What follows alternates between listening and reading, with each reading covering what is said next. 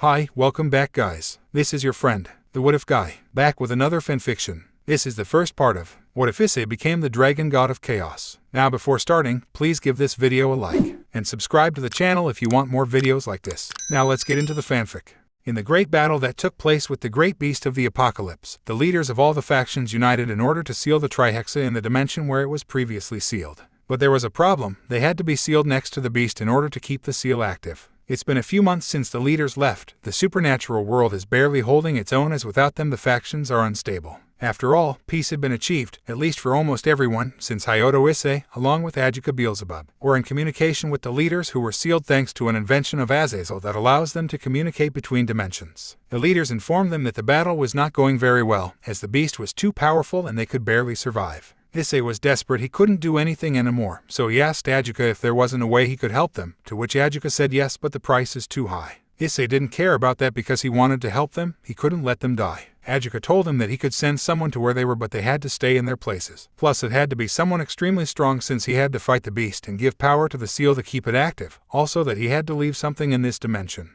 Issei without hesitation offered himself, since with the boosted gear he could keep the seal active, and with his balance breaker he could face the beast. Ajuka thought about it for a moment and accepted, since he did not have much time and the circumstances implied that he was the best option. With the decision made, Ajuka Beelzebub called all the leaders of the factions to a meeting. He also added all the people close to the nut tree, since they had the right to know what was happening and what would happen to the nut tree. Once everyone was gathered, Ajuka explained the situation of the leaders, and it should be said that many were worried about them since there were their brothers, sisters, and even their parents fighting. Ajuka told them that he had a way to save them. They were all happy, but when they heard the way, many were frightened, since one had to be alone with that beast and fight with it. None of them wanted to offer themselves, but he already knew that. Then Issei stepped forward and told them that he would do it because with his boosted gear he can make the seal active, and also that with his current strength he can at least fight the beast even if he can't defeat it. Upon hearing this, many were surprised. Others could not even speak in the face of such surprise. The Gremory group and other girls present, when he came out of shock, they immediately refused, but Issei always told them that he can't sit idly by when there are people who are dying to keep the peace. Plus, without the leaders of the world it would be a big blow if they die. Even with those words they did not accept. So Issei approached them and told them that he was sorry, but it is something that he has to do. Besides that, he told Rias and Sona, who flatly refused, that he cannot see Surzech, Lucifer, and Seraphal Leviathan die helplessly. Faced with this statement, they said nothing.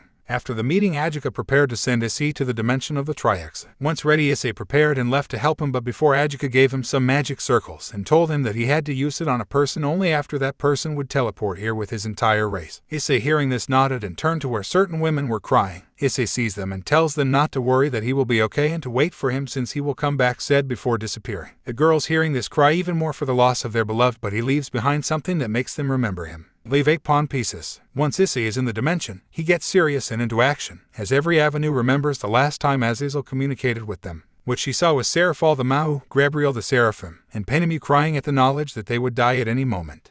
Seeing this gives way to a strong pain in her heart that she didn't want to see them that way anymore. He just wanted to see them smile like they always did. Once he located the battle, he set out to save them by sending them all back to the dimension of Issei, leaving only the great beast of apocalypse, ready to fight and train with the Trihexa. Meanwhile, the dimension of Issei could be seen the assembled leaders already recovered, but none said anything, and some were crying for the loss of someone very valuable. Until Odin stands up, breaks the silence, and saying, from now on the Reuniting, Hyoto Issei is named as hero of Asgard, surprising everyone present. After a few seconds, everyone understands that he is doing it to honor the boy who sacrificed himself for them. Then everyone starts saying the same thing. From now on the Reuniting, Hyoto Issei is named as hero of Olympus. From now on the Reuniting, Hyoto Issei is named as hero of heaven. From now on the Reuniting, Hyoto Issei is named as the hero of the underworld. So said all the factions present. Now in the supernatural world, everyone knew the name of Hyoto Issei, as well as his accomplishments. After 10 years, Hyoto Issei manages to get out of that dimension, but he realizes that many things have already changed in this time that he was gone. Now Issei is going to face some really powerful beings who threaten peace and his loved ones. He will demonstrate the power and experience he has gained in these 10 years fighting and training with the great dragon of the apocalypse, a power that will temper the world. Alternate dimension. Partner, why did you sacrifice yourself for all of them? The dragon asks, although he already has an idea why. You know me, D-Drag, I can't sit and watch them cry, the nut replied.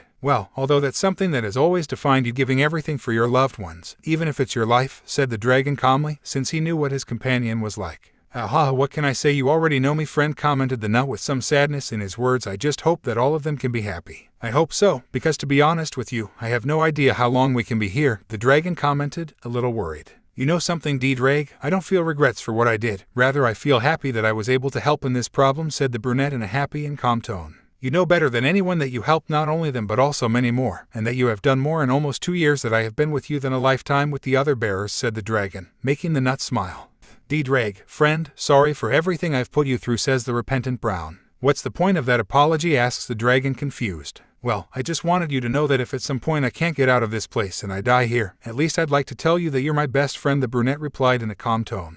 Aha, I really can't win with you, partner. Despite everything, I'm glad you were my bearer. Although the op-eye dragon left me with a scar, said the dragon, happy but also depressed. Ha, a memory so that when I'm gone you can remember me, the brunette said happily and amused. Despite everything he's been through since he became a demon, D-Drag was always there to support him and help him. Really glad to see him known. Please, if you continue like this, I'm going to die of so much depression, I comment about the dragon, already very depressed. Hey, D-Drag, if we can get out of here, do everything we can to get you back to your old glory, my friend, said the nut, encouraging his friend. I'm content if you leave that insane obsession to your ass, said the dragon, now calmer. What do you think the Red Emperor got for the new nickname? It may also be the Dragon God of Domination, something like that, the brunette said very excitedly. That sounds beautiful, said the dragon with tears in his eyes, while Issei just smiles. Okay, so since it's decided, what do you think if we start with the training? I have a lot to learn and I need to control the power that Offeyes means as well as the dragon infinite drive and properly accustom myself to the body that the big red made for me. I feel like I haven't seen even the slightest part of its potential yet, I comment, the nut excited to the idea of becoming strong.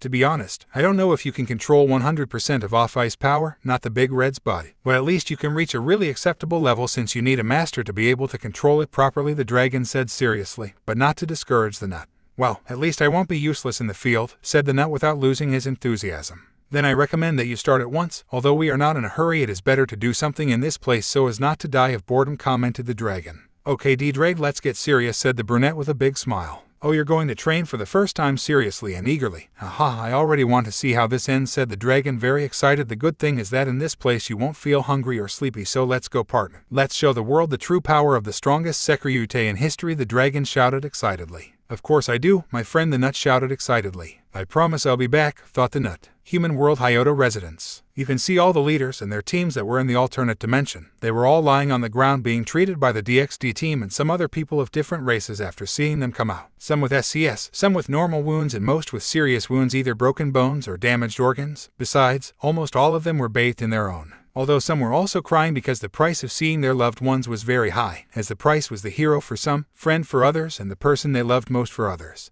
Among them could be seen the Gremory group crying while treating the wounds of the Maois and other members. Volley's group treating Azazel and Penemu as well as other members, although Lefei and Kuroka were with tears in their eyes. Also Irina and Uriel with other angels treating Michael, Raphael and Gabriel as well as other members. There were also members of other factions treating their leaders like Olympus, who was treating Zeus. But among all of them were some conscious and others unconscious, but there were 3 women who seemed very affected. Among them was Gabriel, who was leaning against the wall, but she had her hands gripping her tightly because she felt that she had lost something too valuable for her, while light tears came out of her beautiful eyes. Another person was the Mao Seraphal Leviathan, who was unconscious, but before she was silent, she was unconscious. Tears streamed down her cheeks, whispering, "Why you?" And so she falls unconscious before the arrival of Sona Citri, who upon seeing her immediately throws herself to hug her and cry with her in her arms. She could not explain how happy she felt to see her alive again. Penemu was another one who, although she wasn't better off the others, at least she stayed on her feet with some tears wanting to get out. They were left resting and recovering, at least until they could go to their respective fractions and recover fully, as they also had to think about something, and that something was nothing more than the person who sacrificed himself for them and prepared to break the news to the supernatural world.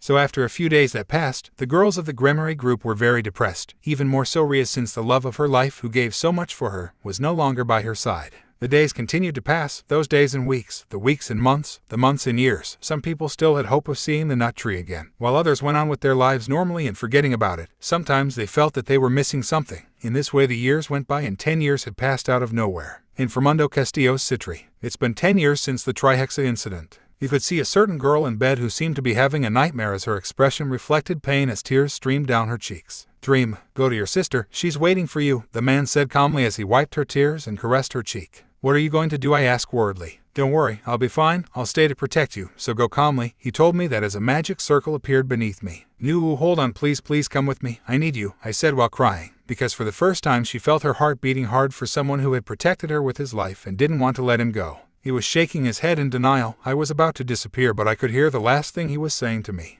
I'll come back for you, and with that last sentence he left, as well as his last memory that you see of him. End of sleep. When the beautiful woman got out of bed and touched her cheeks, there was that tear of sadness for never seeing him again. That dream again. I really miss you, said Seraphal Citri. At that moment there is a knock on the door. Wait a minute, Seraphal replies as she wipes away her tears and dresses. Once ready, she opens the door. She is surprised because the one who knocked on the door was her better sister, Sona Citri, with her typical emotionless expression. Good morning, Wanasama. I have brought you a letter from Surzich-sama, the younger Citri informed her sister. Good morning, Sotin, says the eldest Citri as she throws herself on her sister to hug her with her typical cheerful way of being. Wanasama, I already told you to stop saying my name with so, the younger Citri complained with her cheeks flushed with embarrassment. Because Sotin sounds very cute, and just because you have a boyfriend before your sister doesn't mean I can't call my pretty little sister that. Sona Citri has a boyfriend. She got together with Saji more than 2 years ago, but before they dated she had married Momo and Maruko 5 years ago. Saji now has 2 beautiful wives, but he wants Sona Citri as his next wife, who is the one he dedicates the most time to, making his 2 wives very jealous. This happened when they were at Sona's school. She saw him playing and smiling with the children, and after a few moments he approached her and told her while the 2 of them watched the school. Sana-sama, I really thank you for allowing me to reincarnate as a demon. If it wasn't for you, me or where I would be. Those words surprised the black-haired woman as she never thought he would digest those words. I really thank you because I can be with such a wonderful and beautiful person as you, said the Citri pawn. Sona was going to scold him since she thought he was flirting with her, but then she saw his eyes that reflected happiness, gratitude and sincerity. From there they got closer and closer until Saji proposed to be his girlfriend and she accepted.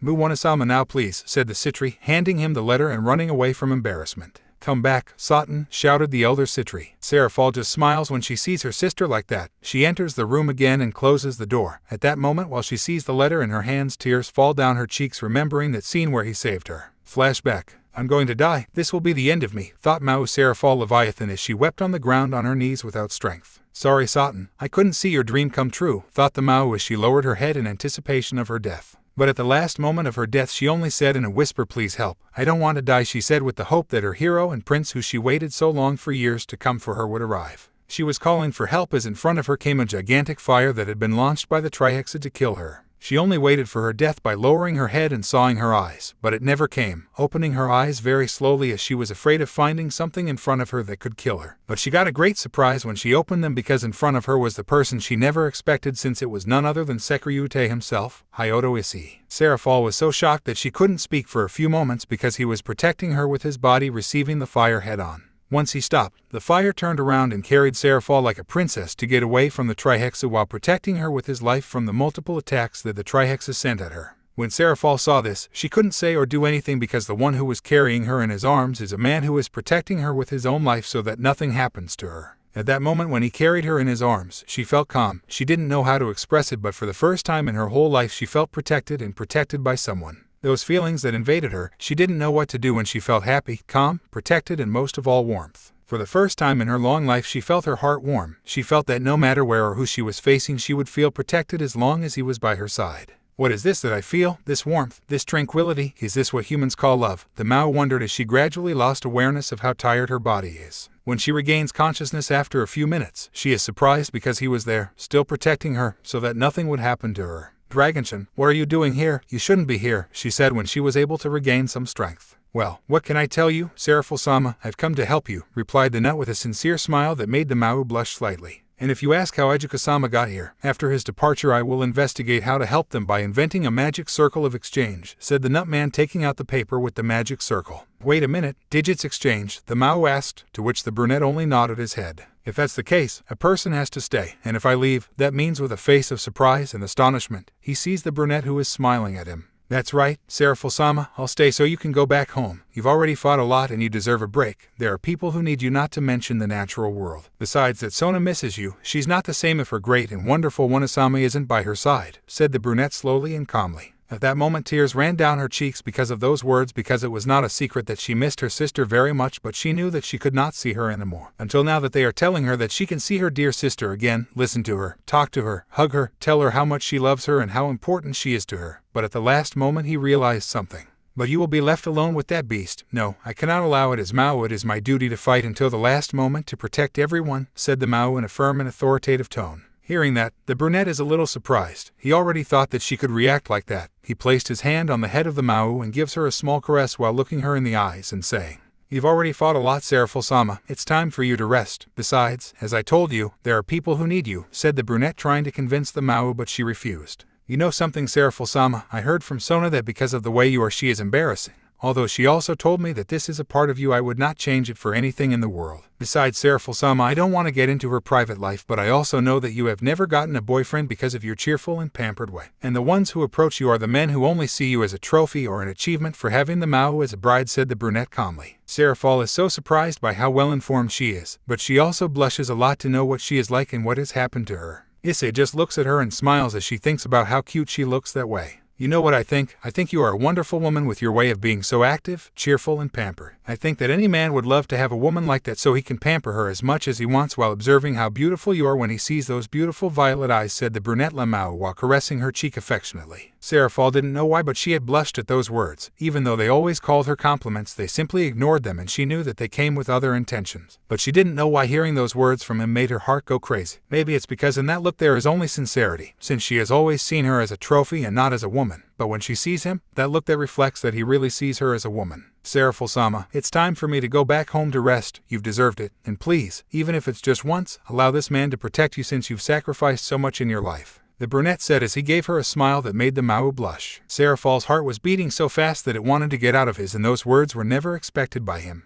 Don't tell me that, said the Mau in a whisper. I'm sorry, it'll be Serafil-sama, don't listen to her, said the nut confused. I don't like it when you call me that, Wood, he said a little louder this time. Issei is surprised to hear her, but after a moment he smiles at her as he caresses her cheek. Then what do you think, Sarachin? The brunette said, surprising the Mau, but only for a moment, because then a beautiful smile forms on his face. She didn't know why, but it gave her immense happiness to hear her call her that. Although she had already dealt with him and heard from him from Sona, this was the first time she had felt this way in front of a man. Thank you, she said quietly with a big blush on her cheeks and tears coming out of her eyes. The brunette sees her and smiles at how cute she is, then tells her again. Well, it's time for you to go to your sister, she's waiting for you, the man said calmly as he wiped her tears and caressed her cheek. What are you going to do? I asked worriedly. Don't worry, I'll be fine, I'll stay to protect you, so go calm, he told me that as a magic circle appeared beneath me. Nuevo, hold on, please wait, she said, already very frightened. Please come with me, I need you, I said while crying, because for the first time she felt her heart beating hard for someone who had protected her with his life and didn't want to let her go. He shook his head in denial. I was about to disappear. I could hear the last thing he was saying to me. I'll come back for you, and with that last sentence he left, as well as his last memory that you see of him. End of flashback. Eyes, Serafil said in a whisper. Underworld City of Lilith Citri Academy. Naya, you can retire now and remember the work that Naya left you, spoke the Nekomata Yokai of the Citri Academy, with her beautiful amber eyes, long hair as black as the night itself, with a sculptural body of a masterpiece that every young person fantasizes about having. When everyone leaves the class, the Nekomata turns to the sale and says, Naya, what's bringing you here, Volley, said the black-haired woman. And to think that you would end up this way, Kuroka would never have imagined it, the albino said with a mocking smile. Don't bother, Volley, you've always known that even though I like to fight, I always wanted a quiet life, Naya, said the black-haired woman with slight annoyance. Well, what's going to be done, and tell me how your work is going, the albino asked. Last time I spoke with Biku, he told me that Sun Wukong has him helping the Yokai, and Arthur told me that he's doing well with Odin. Naya, and to think that we would all end up like this and you married to 5 women, Naya, ha, said the black-haired woman amusedly, grabbing the albino to blush a little. LeFay told me that they want to marry her to someone, Naya, but I'm sure she'll find a way to cancel it, Naya, the black-haired woman commented, remembering something to make her a little sad. Tell me something, Kuroka, you don't have a man out there, the albino asked. No, Naya, replied the black-haired woman. You're still a Kuroka, the albino asked curiously. Of course, if you idiot, I wouldn't give that to anyone, said the black-haired woman angrily but sadly. I'd only give it to him, she said in a low voice, but Volley could hear her. You're still waiting for him? Asked the interested albino. I'm always going to wait for him, Naya. I only want to be with him, Naya, said the depressed black-haired woman. Do you think we'll see him again someday? Asked the albino. Yes, Naya, something tells me that we'll see him again, Naya, and maybe I'll be very soon, the black-haired woman answered. By the way, Hebel told me that your sister wants to see you, the albino informed the Nekomata. It's a shame that I don't, the black-haired woman replied angrily, remembering what her sister did. You're still angry about changing Hyoto Issei? The albino asked. For a Nekomata, Naya, and even more so for a Nekishu, once we choose a partner, we'll stay Naya with her, the black-haired woman replied resentfully to the albino. Kuroka is like this since his sister swore eternal love to Issei, but when Issei sacrificed himself for everyone, she forgot about him after 3 years and formed a relationship with a Yokai who already had an engagement with Kanu, Yasaka's daughter. It's only natural, since she wanted to get on with her life, said the albino calmly. Then let him stay with her, Naya. I for my part will continue to wait for him as long as it takes, Naya, since I am sure that I will see him again, Naya, said the black-haired woman in a serious tone. Kuroka, despite her playful and mischievous personality, she also has her sentimental side. Once Issei sacrificed herself, she was in shock and became very depressed because she had lost the person she had fallen in love with, that person who accepted her as she was, that person who always made her smile with his crazy things, that person who always cared about her, that she was always well and that nothing was missing, and that person who no matter who she faced always looked out for her and her protected. That feeling of loneliness never went away, there she has been torturing her and waiting for him all this time. Kuroka, do you really think I'll come back? The albino asked with interest. Yes, there's no doubt about that, Naya. He'll come back and I don't know why, but something tells me that we'll see him again, Naya, the Nekomata replies as she looked at the sky through the window with a deep gaze. Yeah, I hope so, said the albino, repeating Kuroka's action. Eyes Dijo le entre susurros la Nekomata. Heaven first heaven. Uriel's ace, Nero Raymundi, was walking hand in hand with Miguel's ace Arena Shidu since they had been a couple for some time. They were going to a place where they were waiting for them. When they arrived, you can see a slightly large place with white armchairs. In them he met Asia Argento and Zenobia Quarta, who had become reincarnated angels after asking Miguel and having permission of Riaz and Surzert. Were turned into reincarnated angels. Asia with the 2 of Pika and Zenobia on the 3 of Pika. They were with their respective partners. Asia's was Raphael's ace, Dethelm Waldseemler, and Zenobia's was Raziel's ace, Louis Binken. At the age of 3 they forgot about Issei, and 2 years later they fell in love with the aces of Uriel, Raphael, and Raziel, an act that same year they asked to be reincarnated. Although some were disappointed in them as they swore eternal love to Hyoto Issei, but now that she is gone, they forgot about him and went on with their life as if nothing had happened. Heaven, sixth heaven. The Seraphim were in meeting, talking about some business they had to attend to. In that same place was the strongest and most beautiful woman in heaven, the great seraph Gabriel, who had a somewhat serious expression, but you could see a great sadness that has invaded her for 10 years now. Since the last time she saw her, since the last time she saw those eyes that reflected fear but also courage and sincerity. Since the last time she lost him, she didn't feel like smiling anymore. Once the meeting is over, Miguel sees her and asks her, Gabriel, you are fine? I have noticed that you are not the same, said the leader of heaven with great concern for his sister. Don't worry, Miguel, I'm fine, just a little tired, said the seraphim with a fake smile that everyone could see. That smile that reflected pain and great sadness. Once she answered Miguel, she stood up and left the room, where the other seraphim remained with worried faces since they have not seen her smile sincerely for 10 years. Although everyone knows why, no one can do anything. Miguel, we have to do something. I can't go on like this, Uriel said worriedly. But what can we do? It's been 10 years since Gabriel has been like this, said a worried Raphael. We can't do anything, brothers. You already knew that Gabriel, before the incident with the Trihexa, she already showed feelings for him. For a long time he showed that he had the noblest heart that has ever been seen, because he always gave everything for the general good without asking for anything in return, said a Miguel with concern and sadness in his words. And to know that, from that moment when he saved her, those feelings that had dismayed her awakened, Miguel said, informing everyone as he watched Gabriel leave the 6th floor. Gabriel, once she left the room, went to her room and sat down on her bed, thinking about what had happened 10 years ago since that brown man had saved her. The one who had caught her attention because of who she was and who she was, that kind and loving person, that person who strives for their loved ones, and most of all that person who gave his life for them. And to think that at first it was just curiosity about what his personality was like and nothing more, but knowing that over time, that I was with him, I was more and more curious to see how he gave everything and fight with beings much stronger than him to protect his loved ones. At that moment I had realized that the more I saw him, the more I wanted to be with him. Seraphim with a pain in his that he didn't know the reason for. Gabriel had a blank stare as tears streamed down his eyes, rolling down his cheeks at the memory of that event. Flashback.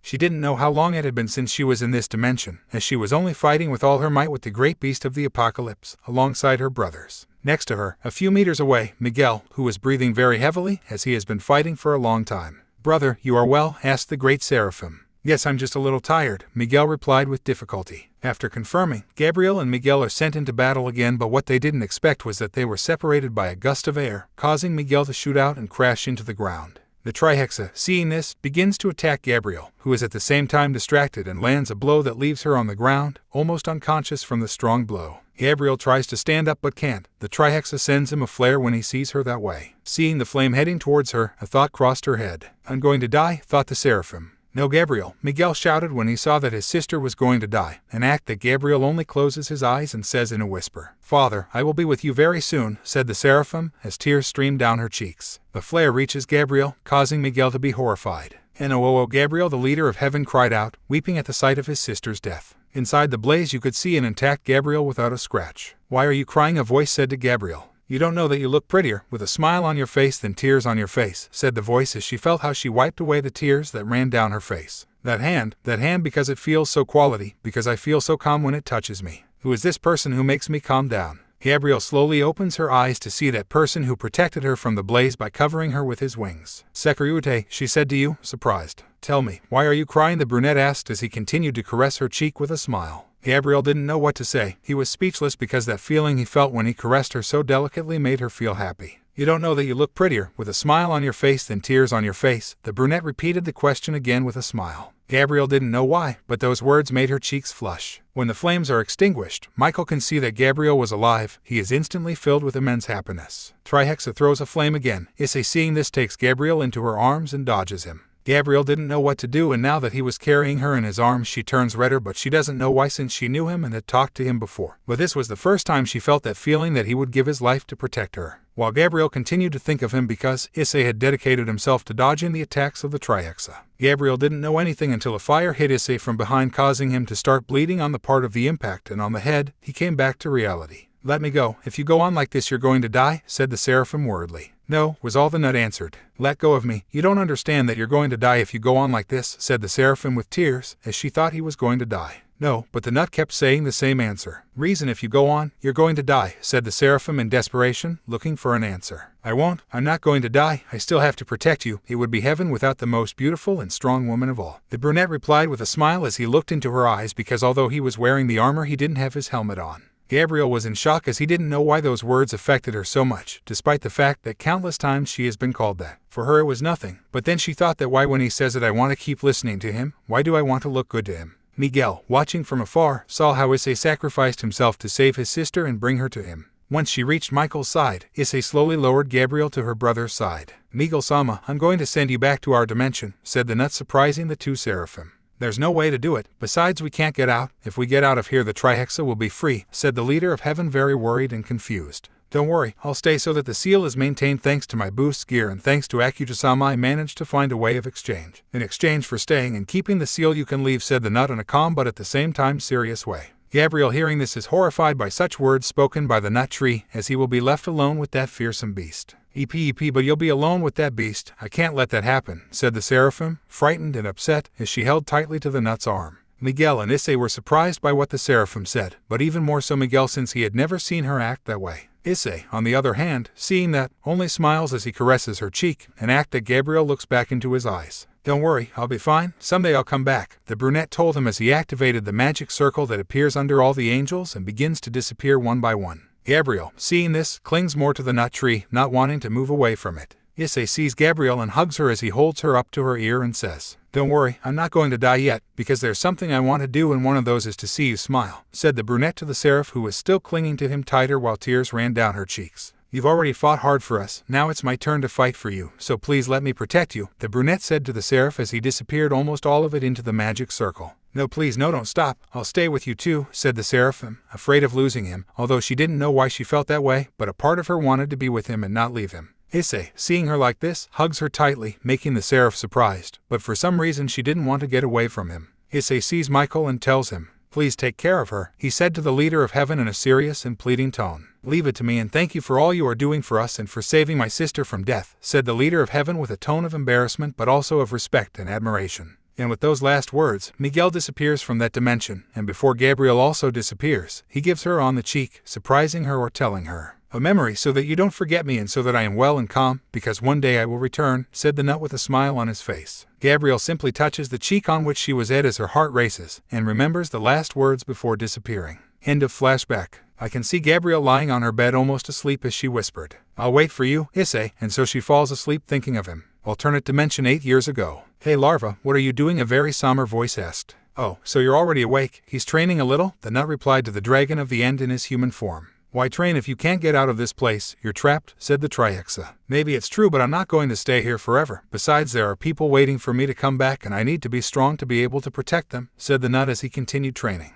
Haha, yes, you are interesting larva. What do you think if I train you a little to kill time, said the dragon at the end to a nut, very surprised by what he has just heard. What is the reason for such a tempting offer? Asked the nut with great interest. Well, I don't have anything better to do. Besides, I don't know what you did, but I can feel the presence of red and off eyes in you, replied the dragon of the end. Yes, I died a long time ago. I was saved by them. The big red made me a body while off eyes had the energy to live, said the nut as he saw the smiling dragon. Haha, interesting. Very interesting, he said while smiling even more at that fact. And what do you think? If I train you a little, it would be very fun to see how far you can go with the body of the dragon that has the strongest body. Also the energy of the dragon of infinity and the training of the dragon of the end. Haha, not you, but for me it doesn't sound bad at all, said the dragon of the end, tempting the nut even more. Drag, what do you think? The nut said, still with some doubt. I don't know, partner, said the dragon thoughtfully. Do you think we can trust him? The nut asked. I don't feel malice in his words, and I'd be lying if he thought I'm not interested, said the dragon, analyzing it a bit. What do you mean? The nut asked hesitantly. It's like he says, you've had contact with the 3 dragon gods, but not only that, your body is made of the flesh of the big red. In other words, you have the best body a dragon can have. If you train it well, I can't imagine how far it can go, said the dragon with great interest.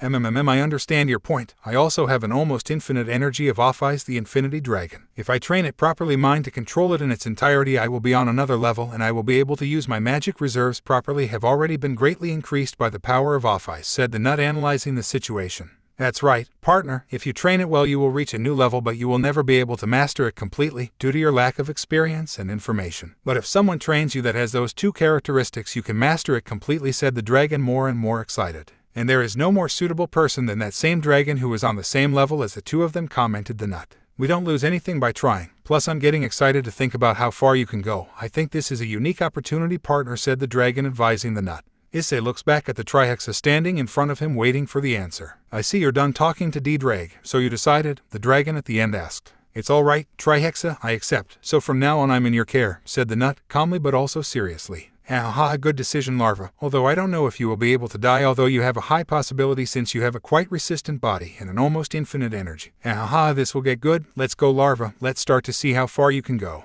Thus began the infernal training of the great beast of the apocalypse, the dragon of the end, the Trihexa. Tokyo, capital of Kyoto. Konosan, Konkasan Illige are here, I shout to Yakai. Sir, they meet Miss Yasaka in the courtyard, said a guard. Okay, could you do me the favor of letting them know I'm here? The Yakai said politely to the guard. At once, my lord, said the guard as he went to fetch them. In the garden of Yasaka Castle, Yakai were conversing normally. Excuse me, ladies, young Yasuko has just arrived and asks if you can take care of him, the guard informed Yakai. Thank you, let's go right away, replied a young woman of about 21 years old. Blonde hair, fox ears and tails, she had a very attractive body. Large ass, wide hips and a thin waist, with a beautiful face for her age. She was the current leader of the Yakai Kanu. I'm glad you came. There are still some things to be arranged for the wedding. This will be a great opportunity to finish the preparations, said an albino of about 25 years old, with ears and a cat's tail, a body almost like her sister's. Nothing more than this, she was the tower of the Gremory group Kaneko Taojo. Tell me something, girls, you really want to marry him? I mean, he's a good man and I don't have a problem with him, but it wasn't that they had sworn eternal love to someone else, said the former leader of the Yakai Yasaka, who despite the years is still just as beautiful. Rather, it seems that every year she becomes even more beautiful than she already was. Upon hearing what the older kitsune told them, causing both of them to freeze and be unable to say anything. After the nut sacrificed himself to help them get out of that dimension and he stayed inside, both Kaneko and Kanu suffered from the departure of the person they had fallen in love with. A year later, at a meeting, Kaneko and Kanu became very close friends, so much so that after another year they had become like sisters. And 3 years after the nut tree's departure, they forgot about the person who had always loved them and protected them from all evil, in addition to seeing them saved on multiple occasions, making the nut tree on the verge of death for protecting them. After seeing the man they swore eternal love for, they fell in love with Yasuko, a young Yakai, son of an army general, getting engaged to him after 3 years of seeing him met and 3 years of dating. I know this is up to you, but I'd like to know if you're very sure, because if Issei comes back, you won't be able to be by his side anymore, the older kitsune said to the young Yakai. That left them thinking, what happens if Issei comes back for them and they find them married to someone else? As it is, Issei would not do anything, but they would lose him, they could never be by his side again. That idea was terrifying them. Yasaka, seeing the expression of both of them, was surprised as she thought that they had already made a decision, but from what can be seen, they are still not 100% sure that the decision they are making is the right one. I don't think he'll come back. It's been 10 years and there's not even a chance he's alive, said the younger kitsune, surprising her mother by the harsh words she had just said. Besides, we have to get on with our lives, and also, besides, I don't want to think about this possibility, but maybe it's already they're dead, said the albino, surprising Yasaka even more by the albino's cold response. They stand up, they go to look for their fiancé while Yasaka watches them leave and shakes her head since she knows what Issei is like. He will not die so easily, and even less when she knows that he has women waiting for his return. I hope you don't regret the decision you are making later, girls, the older kitsune said as she watched the two young Yakai leave. Come back soon, Issei. I'm waiting for you to come for me, Yasaka said as she looked up at the wide sky and tears streamed down her cheeks. Underworld Castle Gremory. 4 young girls could be seen in a beautiful garden talking quietly without any problems or worries. They were the heirs of the Citri and Gremory clans with their respective queens, Ria's Gremory, Haimjima Akino, Sona Citri and Tsubaki Shinra. Tell me, Sona, how are you doing with Sajikun? Asked the redhead. You can say more or less since there are some problems, and adding that lately he only spends his mind with Momo and Raruko, replied the Citri heiress, surprising the Rias and their queen. I'm surprised to hear that, as I thought I had everything under control, said Queen Gremory. It's not easy. Besides, Saji has been foolish to have me sleep with him, said the Citri heiress, wearily and with little patience in her words. And why you don't do it and that's it. Besides, he's supposed to be your boyfriend. I don't see what's wrong with that since you know he really loves you, said the redhead to the heiress Citri. I know the feelings that Saji has for me. Most of the times I don't feel like being with him. Besides, the other issue is really very bad since Saji is part dragon and the only thing he really wants is to mark me. As he already has marked Momo and Raruko, he says that it is so that no one approaches me. In other words, he wants to control me, an act that doesn't seem to me in the least, replied the Citri heiress with anger in her words. That comment left Rias and his queen in doubt as they didn't understand what he was talking about. Tsubaki made a comment to clarify. Remember that a male dragon marks his females when they have. This mark allows no other male to approach it, because it is already marked as the property of the dragon owner of the mark, and if the female is unfaithful to him, this mark will kill her since it contains a large amount of dragon power, said Queen Citri, finishing the explanation. This surprised Rias and Akino since they were unaware of this detail. Sona, seeing it, raises an eyebrow, as does Tsubaki in the form of doubt. From the looks of it, you didn't know that information. I'm surprised that you who lived so long with a dragon like Issei didn't know that, said the Citri heiress rather intriguingly. A silence was prolonged as the name of the nut tree brought back memories of everything they have lived by their sides. Sona, the nut tree has forgotten the nut tree. Let's see if you've really forgotten Issei, thought Sona Citri. Now on that subject, are you sure you want to marry Razor? Tsubaki asked this time. That question surprised the Gremories a bit since they didn't expect it, but after a few seconds of coming out of their surprise, they answered. If I already made my decision, Razor has changed a lot. He is not the same as before thanks to everything we have been through, and he has really supported me a lot after Eyes left, and not to lie, I really liked that part of him. So much that I fell in love with him, the redhead replied to the citrus. And what happens if Issei comes back and looks for you and finds herself married to the person who once sacrificed himself to save you? Asks the heiress Citri. Ria's hearing that, is shocked as she hadn't really thought about it. She already had the idea that the nut was dead and would never come back. Not only her, but you, Akina, let her come and find you and find out that you are already married, Queen Citri continued. Akino hearing that, I know she was also in shock since she didn't expect to be asked that. She always thought the brunette was dead after a few years and she started to rebuild her life. She met someone and after getting to know him more she married him. The silence lasted for a few minutes. When she saw that the conversation did not come to anything, the heiress Citri changed the subject. Changing the subject, Tsubaki, how are you doing with Kibayudo? The Citri heiress asked her queen since she did not know how her relationship with the Night Gremory was. But when she saw that her queen lowered her head, she realized that it was a bad idea to ask. Really bad. Even though demons have a system of polygamy, Yutoken says that he is not interested in having more than one wife, and between his childhood friend Tasugasan and me, he chose his S. Tasugasan, said Queen Citri, sad and depressed since she cannot be with the person she fell in love with. It's a shame since he was one of the 3 men you've interacted with and been able to talk to and deal with. You are actually, said the Citri heiress sadly as it was a somewhat delicate subject. Who were the other 2 people? Asked the redhead, having come out of shock at the previous question asked by her friend. One was Saji and the other was Hayado-kun, Queen Citri answered. If you want to be with one of those 3, let's discount Yuto-kun for the previous information. Saji too, since you know him very well and you already know what he's like. That's just what Issei is going to do, said the Citri heiress, surprising everyone. When her queen was going to say something, Sona continued talking. You always enjoyed time with him despite how perverted he was. He had his good points and one of those is that he always made you laugh, said the Citri heiress with a malicious smile as she watched her queen turn red at the comment, as it was true. She always enjoyed spending time with the brunette since with him she can be herself. The Gremories didn't know what to say and they didn't know that information. Queen Citri sees her king and with the same malicious smile answers. But I wasn't the only one. If I remember correctly, Sona, whenever you spent time with Hayado-kun you could see him with a smile of being very happy to share moments with him, said Queen Citri, making her king blush so much that she couldn't control it. Tsubaki sees her with a triumphant smile. She looks back at the 2 Gremories who were there, who couldn't believe anything they just heard. Well, that can't be avoided because despite being a pervert he has his good sides, such as being someone kind, attentive, protective and always looking out for the well-being of his loved ones, said Queen Citri. Sona looks at her with a smile and says, that can be taken as a confession in an indirect way, saying that you like Issei, said the heiress Citri. Tsubaki blushes so much that she says, with difficulty, "Be well, and I can't say Q that I didn't like and experience all those feelings and feel important for a man like him," said Queen Citri, blushing as much as she could. Hearing that, Riaz and his queen, who had hitherto fallen down, banged on the table in a state of anger as he stood up. "No, you can't, I don't allow it," cried Heiress Gremory authoritatively. The heiress Citri and her queen see each other's eyes and then see the Gremories again with expressions of annoyance and anger. "Riaz, let me remind you that you are going to get married soon. Besides, you have no right to say who Iskun may be with, and you too, Aquino. Since you are already married, you have not the slightest right to say anything. I answer seriously," and claimed the heiress Citri as she stands next to her queen. "It doesn't matter," the redhead shouted again. "He's still my dear pawn. He can only be with me, and with no one else," the redhead finished saying. Riaz shouted in upset Sona. "React, you are about to marry Ryasur, you are abandoning him. Besides, he is no longer your pawn, not anymore. He had to leave something here when he went to the alternate dimension, and you know that he left 8 pawn pieces. You know that better than anyone, and finally you know that there are women who are still faithfully waiting for his return, and you know that as much as Kuroka. Like my Wanasama, they are 2 of hers who dream of his return and will continue to wait for him until the end of time if necessary," said the Citri heiress. They are vain and her friend's already very annoyed and irritated forehead. "Besides, if he hadn't left, I'm sure I would have already fallen in love with a person like him," added the heiress Citri while the other girls looked at her with wide eyes in surprise. "Let's go, Tsubaki," said the Citri heiress, preparing to leave. "See you soon, Riaz," he said goodbye to get away from the place. Tsubaki bends down to say goodbye, but before that she says, "I really would have liked to have been able to have a relationship with him, since he is one of the few men who knows how to make women feel loved and important." With his permission we withdrew, said Queen Citri to say goodbye and reach her king.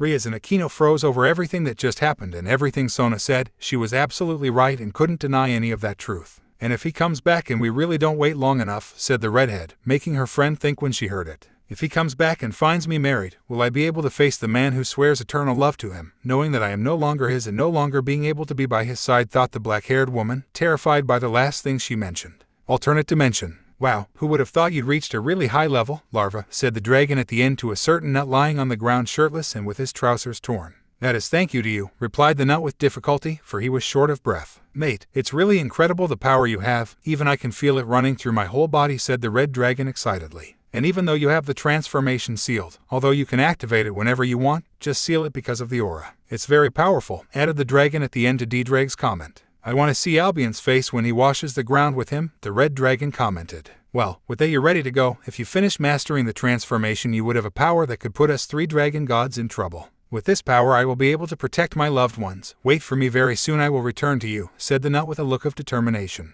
"Alternate dimension. Hey, Trihexa, how am I going to come back if this dimension is sealed?" asked the nut doubtfully. "It's easy. Even though it's sealed, that seal is only for me. The seal has nothing to do with you. Besides, when you changed for those people, you reactivated the seal of the God of the Bible put as a backup if the first one failed," replied the Trihexa, somewhat amused. "Really, I didn't know there was a second seal," said the nut, totally confused by such a revelation. "I didn't really know. That guy always liked to exaggerate things," replied the Trihexa with disgust. Well, and now how do I get out of here?" asked the nut man, interested and happy to be able to get out of here. With the help of the other 2 dragons that are in the dimension gap, the Trihexa replied to a confused nut. Because you didn't tell me before that I could get out of here," the nut tree called for the dragon of the end. "Because I need enough energy to open the portal on this side, which makes it difficult for me with the seal since it suppresses my powers," replied the Trihexa, annoyed to learn that the seal suppresses him so much. "I'm going to communicate with them, so shut up," she warned the nut act that he walked away and kept quiet so as not to interrupt him. At that moment it is seen how a black aura is surrounding the Trihexa's body, and after a few minutes the body shrinks, taking the form of a black-haired human in a black suit. After a few minutes of having acquired the human form, he expels a little more aura, causing a gap to open in front of him where Great Red and Off-Eyes can be seen in the abyss of it. Dimensional gap minutes before. "Hey Off-Eyes, why was it so decaying?" "Maybe it's because you missed that larva," asked the Great Red, bothering the Off-Eyes. "Shut up, you don't care," replied an angry, blushing Off-Eyes. "You know, I'm surprised you have feelings, as I knew you were known for having no feelings for anyone or anything," Great Red said, intrigued since Off-Eyes had shown a side of her that no one knew, and all thanks to the nut tree. "That was before. Since I was with Eyes, I've discovered a little about human feelings, so to speak, although there are some things I still don't understand." Off-Eyes replied seriously and sadly as she remembered that she hasn't seen the nut since he sacrificed himself for the well-being of this world. Great Red kept quiet, thinking about what he said. It really was a shame to lose him. He had great potential to become a new dragon god. At that moment, when the Great Red is about to say something, he felt an energy very familiar to him, as well as Off-Eyes. In front of them a portal opened where a man in a black suit could be seen looking at them with a smile. "Trihexa," was what the dragons said when they saw him and got into a fighting position. How about old friends? How long have you been without seeing them? How have they been? Asked the Trihexa cheerfully. What are you doing here? You should be sealed, Great Red said annoyably. And I am. This is only a means of communicating with you, said the Trihexa quietly. What do you want? An annoyed Offeyes asked this time. Not much, I just need your help for a summoning circle, the Trihexa replied to the two dragons. You're crazy, we're not going to help you come to this dimension, the Great Red said hostilely. Oh no, I think they're wrong. The circle is not for me but for this larva that is. Hey, come here and say hi, I shout the last one, to the bewilderment of both dragons. At that moment, the person they least thought they saw appears. Although he has changed physically and his presence is much stronger than before, his aura remains the same. Eyes Issei, said the dragons with surprise at the same time. Hello Great Red, Offeyes, how have you been? I've missed you, said the nut in a relaxed way. Eyes, you shouldn't be dead, Offeyes asked, impressed, although inside she was filled with great happiness to see that he is alive. Well, a lot of things happened, and one of them is that Ravel had the Trihexa under control since his body and mind were separated. That was not so difficult, and when we were fighting I was able to destroy the device that controlled him by giving him free, the nut replied calmly, telling them a part of everything that has happened to him. Hearing that, neither of the two dragons could believe it, but upon seeing Issei they confirmed that he wasn't lying. Hold on Trihexa, because you didn't kill him, and even though I know what it's like to kill him wouldn't be a problem for you, the Great Red asked suspiciously. Well read for that observation, and answering your question is because the boy is very interesting. He talks to me as if I were one of his friends, and he was never afraid of me. Rather, he always had a certain look. He really reminded me of me in my younger days, said the Trihexa in an amused way, surprising the two dragons since those words had no bad intention. Well, we'll help you. What do you want us to do? Asked Offeyes, a little unsure but happy to know that she can see the nut again. Oh, I didn't think the goddess of infinity could fall in love, Trihexa said in disbelief. Meanwhile a brunette blushes at such a revelation, although happy since he always had feelings for Offeyes. It's easy what you have to do. Bring a human into the dimensional gap, who has knowledge in advanced magic and special summoning circles. Then tell him to draw my circle in great detail, while the larva draws it on this side to connect the dimensions. Then Offeyes and the human add a small amount of magic. The human is to connect the dimensions and Offeyes for the portal to open. Now finally it has to be in the dimensional gap, said the Trihexa with total seriousness that surprised everyone. Because it has to be here and not in the human world, asked the Great Red hesitantly. Because out of gratitude for allowing me to get out of mind control I have been training this larva. Its aura, even though it has not changed, is much denser and stronger than before. If it reaches the human world like this with just its presence it can exterminate them. Since I train with me it does not know how strong it is, therefore it does not know how powerful its aura is, I conclude, explaining the Trihexa while smiling at seeing the look of surprise on the two dragons' face. He needs about 2 weeks if not earlier to stabilize his aura. In that time he can't get out of that dimension, the Trihexa finished saying. It should be said that the dragons were still in shock at such a revelation, as the nut trained with the great beast of the apocalypse and survived. Don't be so surprised, after all he has the unflesh of red and the power and energy of Offeyes, and now he also has my training. This boy is still on the way to becoming the next dragon god, said the Trihexa with a big smile as he saw the two dragons fainting from the impact. After a few minutes of having fainted, they are now a little calmer and now analyzing the information they just said. This really was a good thing. As Great Red, even though he does nothing for the human world, he really wishes that dragons are feared and respected. In the case of Offeyes, her heart beat very fast and she was extremely red and happy because the person who took a personal interest in her, that person who always cares about her, now had what she always wanted, to be able to protect her loved ones. But in addition to being like this, Offeyes was getting aroused because for the dragons that show authority and respect are the most coveted by females. And being able to see the male that she has been having feelings be so powerful was turning her on. Well, Red, I'll take care of the human. You create a field for the summoning, said a red Offeyes after the shock had come out. Okay, but who are you going to bring? Great Red asked doubtfully, making Offeyes wonder. Offeyes, why don't you bring Lefay since she's the best mage we know, suggested the nut. An act that Offeyes nodded since she knows her. At that moment she disappears into a gap to go look for a certain mage. Well, I'm going to prepare the circle on this side. When you're ready summon the larva, as I think we're going to finish before you, said the Trihexa, returning to his dimension. Once the portal closed, he looks at the nut tree and says, Listen, larva, when it's controlled, I could feel like one of those gods took away a lot of my power. Be careful from here on ahead and train a lot because I think you're going to fight that person very soon, said the Trihexa very seriously, making Issei nod very seriously. 10 minutes later, the magic circle was finished, and Issei sits in the very center waiting to be summoned from the other side. Human world Castello Pendragon. I already told you that I don't think, nor do I want to get married, said a woman with waist-length blonde hair, white skin that makes her look beautiful, long legs, wide hips, perfect S that make her look too attractive, and a face that expresses pure beauty. She was the daughter of the great Pendragon family, Lefay Pendragon. We have already discussed this, daughter. You are going to marry young William of the Devereux family, Lady Pendragon said authoritatively. But, mother, I don't even know him. I've never seen him. Besides, I already have someone I like, and it is the person I want to marry because I am deeply in love with him, said the magician with determination. If you talk about Securiute, he's been dead for years. Now you have to look after your future, said Lord Pendragon. Marrying a person I've never seen or met in my life, replied the magician, already very upset. At that moment when the magician's parents were going to answer, a breach opened from the room and a gothic loli emerged.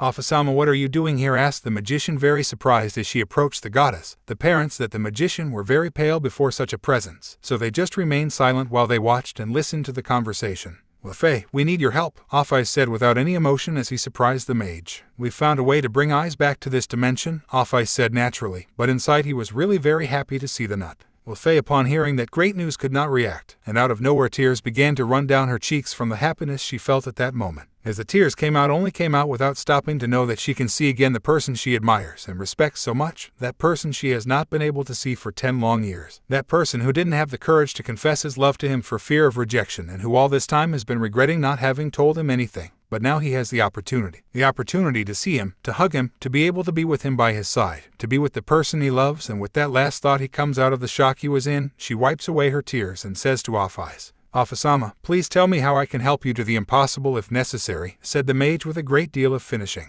Afais covers her with his power so that he protects her and tells her to continue entering the new mind breach, an action that the mage does not hesitate for an instant and also enters the breach, disappearing, leaving some parents very surprised and with only one thought. The world is going to change with the return of the Securiute. Bretu Dimensional. It looks like they've arrived, said Great Red as he saw Afais and Lefay emerge from the breach that had been created in the protected field. Lefay, I need you to draw this circle with high-level, person-sized summoning magic and then help me add some magic to it as it needs to connect to the other dimension while I activate it, Afais said, handing him a sheet of paper where the circle that is needed was. Lefay nods determinedly and immediately sets about creating the circle that takes him about 15 minutes to create as it was very complex and detailed. Once finished, she is placed next to Afais and they prepare to start it and bring the man they are in love with. Both women put magic power in a circle making it activate, and a few seconds later a tall man with long brown hair to his waist appears, messy, a very well-defined body, shirtless, only with torn pants, and what most caught the attention of the trio that saw him is that he had green right eyes and purple left eyes with a look that showed seriousness but at the same time tranquility warmth. Afais and Lefay jumped on top of him to hug him tightly, causing him to fall to the ground, where he heard the two girls say their names repeatedly. It's really you, it's really Isasama, Lefay said with tears in her eyes, hugging him very tightly because she was afraid that it was all a dream and that he wasn't here. Of course it's me, but who are you? The brunette asked, confused when he saw the beautiful blonde who had him hugging. Since she had beautiful blonde hair down to her waist, beautiful blue eyes, a heart-attack body, and she had perfect wide hips, and long legs. But after a few minutes of looking at her in more detail and seeing the cape and wizard's hat she had, she opened her eyes in surprise to know who that beautiful girl was. Wait a minute, Lefay the nut shouted when he recognized her. Lefay, hearing that he recognizes her, only raises her head and looks into his eyes. That when she sees them she blushes fiercely since the brunette had become very handsome, and seeing those beautiful eyes that reflect maturity but also tranquility did not help her at all, so she nods in confirmation that it is her. Woo, but what happened to you? I say you see beautiful, said a brunette blushing when he saw how beautiful she looked, since she used to be very beautiful but now he had no words to say how beautiful she looked. Lefay couldn't take it anymore and tears began to come out of her eyes and run down her cheeks red because of what the brunette said. She felt extremely happy. Finally, after so long, she was able to see him again and hug the person she loves. To be able to feel that warmth that gives off her body, that calm aura that he gives off of him, and that feeling that just his presence gives off is something that he never wants to stop feeling. On the other hand, Afais didn't say anything, but his expression of happiness and joy said many things, as she had him firmly gripped by his mind, inhaling the smell, feeling his aura in his body, and the feeling of warmth and tranquility she felt when having him so close is a sensation that she had not felt for years. Issei, seeing that neither of the two girls did not want to let go, he simply hugged them affectionately, holding them to hold him tighter, as if he never wanted to let go, since they had settled on each side of Brown and were like that for a few hours. After a few hours they released him little by little until the nut tree was able to stand up and he could see a Lefay and an Afais holding his hands tightly. Lefay, even though she was embarrassed, didn't want to let go of him yet. She just wanted to be like this a little longer, except for Afais who didn't care what. She wasn't going to let go. Issei, seeing this, just smiles, and after a day that passed you can see the two girls a little calmer. I'm glad you're okay, the brunette said as he did both of their heads with a smile, making them blush to see him smile like that. Issei-sama, I'm glad you're well, the mage said as she tried to control her blush. So long without seeing you, Lefay, look at you, you've become a beautiful woman. The brunette asked the blonde. 10 years, Issei-sama, replied the magician, happy but also sad to know how much has changed in this time. 10 years I've been in it for so long, said the nut, very surprised, for he couldn't say how much time had passed. Well, there's nothing you can do. I was really surprised to see how beautiful you look, Lefay, said the brunette, making the magician blush at the compliment. Off-Ice for some reason didn't like that comment but didn't know why. I'm really dying to see everyone, so come on girls, let's visit them all, said the nut very enthusiastically. You can't, at least not yet, said a handsome man in his 30s and in a white suit with red parts. Great red, and that look, it's the first time I've seen you like that, also because I can't go, the brunette asked, confused. First, your aura is very strong if you go out here and reach the human world. With just your presence you are going to kill everyone, said the Great Red calmly, making the nut remember what the Trihexa told him. Second, you need a little training to be able to properly control your aura, which I'll give it to you, he finished saying Great Red. Finally, you'd better stay here while that girl tells you everything that's happened and fixes your hair since it's a mess and you can't walk around like that, since you're a nominee to become the 4th dragon god. So you need to command respect with your presence and the way you are disgusting, said the Great Red, without mincing words, but it also surprised the nut and the magician very much, for they knew nothing of the subject. After a few minutes the magician began to tell him everything that had happened and what was happening, as well as telling him that Riaz and the others made their lives without him, making him feel really sad and depressed but also happy since at least they are happy. So all that happened, well, I'm really surprised a lot but I'm also happy for them, said the brunette with a sincere smile, but a tear ran down his cheek. The magician, seeing this, hugs him and tells him that he will always be there for her, making the nut calm down a little. I also tell him that all this time they have been at peace, although from time to time a group that no one knows who they are attacks, causing problems. Also that Asia and Zenobia were angelized since they fell in love with some angels like Irina. Aquino married a fallen man who was a friend of her father. It should be said that he was a year older than Aquino and Bracial saw him as a son. Rasuizer married an upper-class demon named Ryu who is a professor at Citri Academy and is friends with Sona and Riaz. Haniko and Kanu became close friends and became engaged to the son of a yokai general and soon married. Vali got married and has 5 wives. It should be said that when the magician said that to the brunette he was shocked since he never imagined that the fighting addict would be interested in women and much less in getting married. His wife is Maya, a high-class demon from the antifaction of the Maoists, silver-haired and good-bodied, with a somewhat serious personality. Levany, a mage and former member of Chaos Bridejo, Vali saved her as she was brainwashed to control her. Lavinia, another upper-class mage, greeny blonde with a beautiful body, has a very jealous personality as she was the first of his wives and she claims Vali as her own as she says it is her right.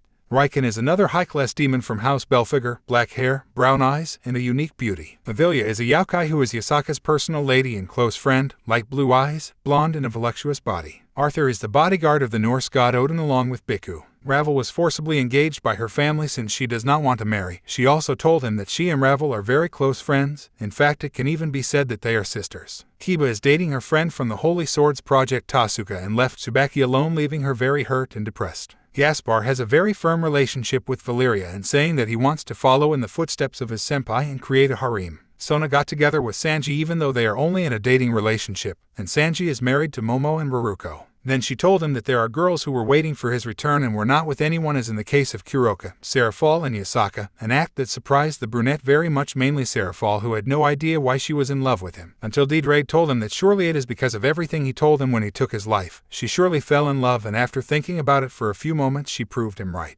And finally he told him that Riaz is engaged to Razor again, since he had changed a lot and more than he helped Riaz a lot when he left. When he heard that he was very depressed, but he was happy because she is happy with him and that he loved and respected her. Issei kept quiet as he took it all in, while Lefay cut his hair and Off-Ice is by his side as he didn't want to leave the brunette.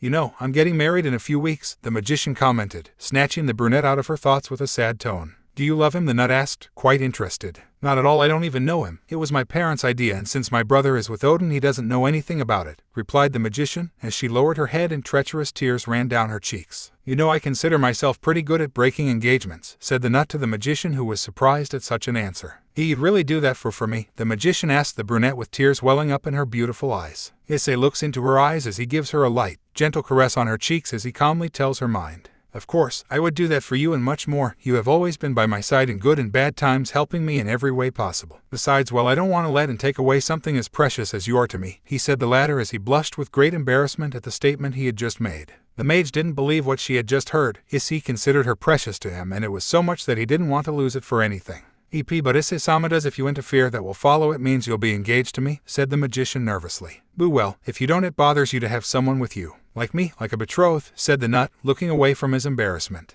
Lefay couldn't believe it. The brunette had just directly declared that he loves her as his wife, something he had never imagined. His heart began to beat like crazy when he saw that the brunette loves her. This caused her to start crying from so much happiness she had at that moment. When Issei saw that she began to cry, she thought that she did not want to have him as a husband, and it really saddened him because despite being in the other dimension, he spent his time thinking about his loved ones, and she was one of those people who thought, since before sealing with the Trihexa he had feelings for the magician, but he did not know how to tell her since she was a very beautiful woman. I had always supported him. Well, if you don't want to be quiet, we can bust. But when Issei was speaking, he was interrupted by Lefei. No, the magician shouted in a hurry. Please don't, if it's good for you, I'll gladly accept, said the magician, very agitated and happy. Issei was surprised at this action. She really agreed to be his wife, that had made him extremely happy. Sure, I don't want to force you to do anything. Of course I'd be happy to have you as my wife, because it would make me extremely happy, said the brunette, very embarrassed but also firm. Yes, please make me your wife, said the magician very happily, since what I have been waiting for so many years was now happening.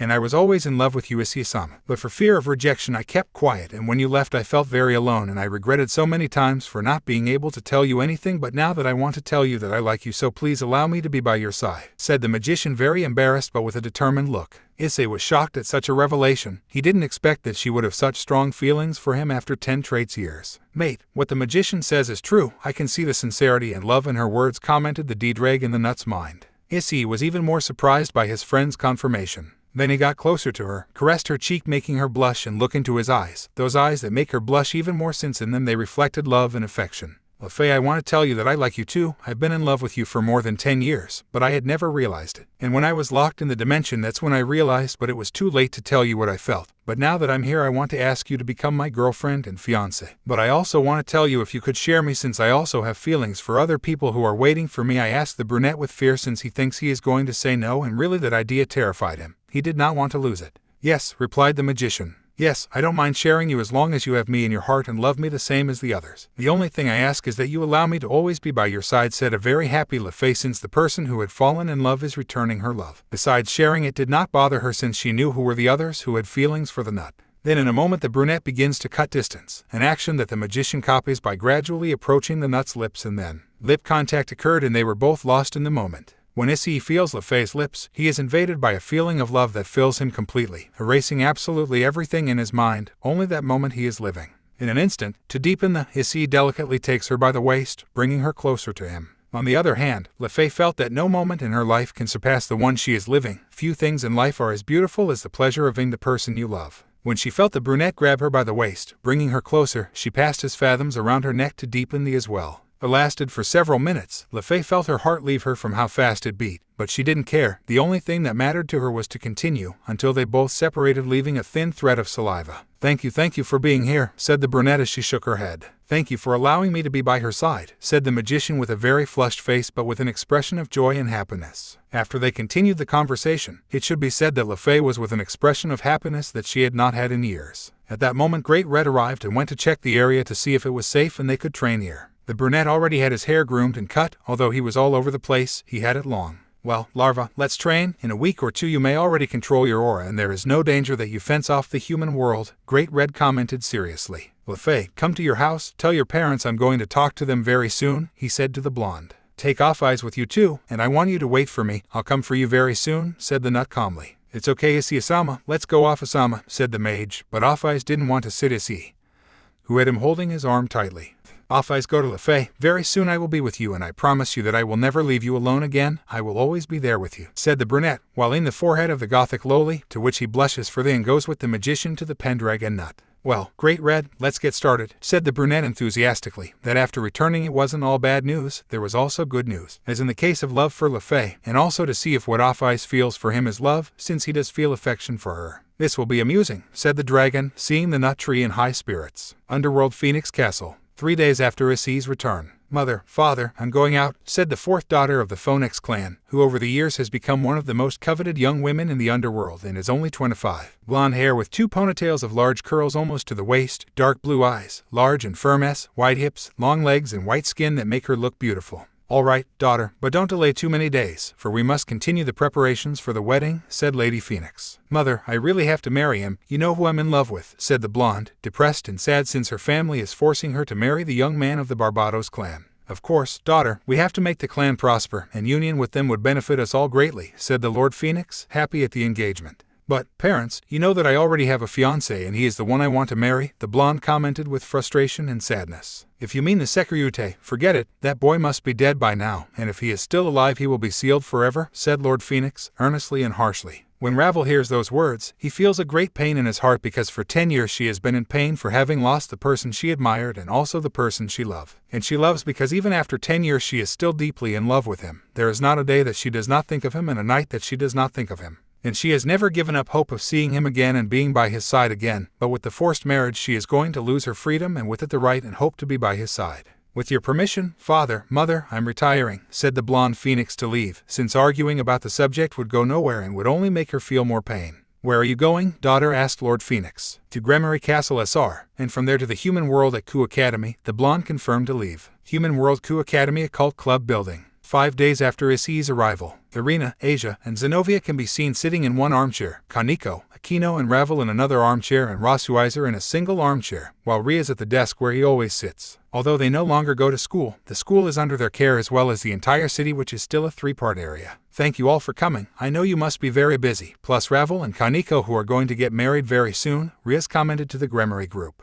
Don't worry, Raya-sama, I'll always be there for you, the albino replied. Don't even remind me, please Raya-sama, since the wedding is without my consent, added the blonde phoenix, somewhat angry and sad. Is it the Ravel happening to you? Asked the former nun. I had an argument with my parents before leaving, since I don't want to marry the young man from the Barbados clan, replied the blonde, sad and frustrated at not being able to do anything. Ara, why not Ravel, if that young man is very polite and kind, besides he likes you very much, the black-haired woman commented with her typical chuckle. Because I don't love him, replied the blonde with tears in her eyes. Forgive me for this, but I'm not like you, the blonde said as tears streamed down her cheeks. That simple comment shocked everyone in the room. They didn't expect that answer anymore. I only love one person and that's the only person I want to marry and be by his side, Ravel said as she cried with frustration and sadness. I only love Issei-sama. He is the only person in this world that I can love and want to love, because he is the only person who cares about others, without caring about himself, who smiles sincerely even when things are wrong, who protects his loved ones with his life, who sacrifices himself for the people who are important to him even when it kills him, Ravel said, crying nonstop.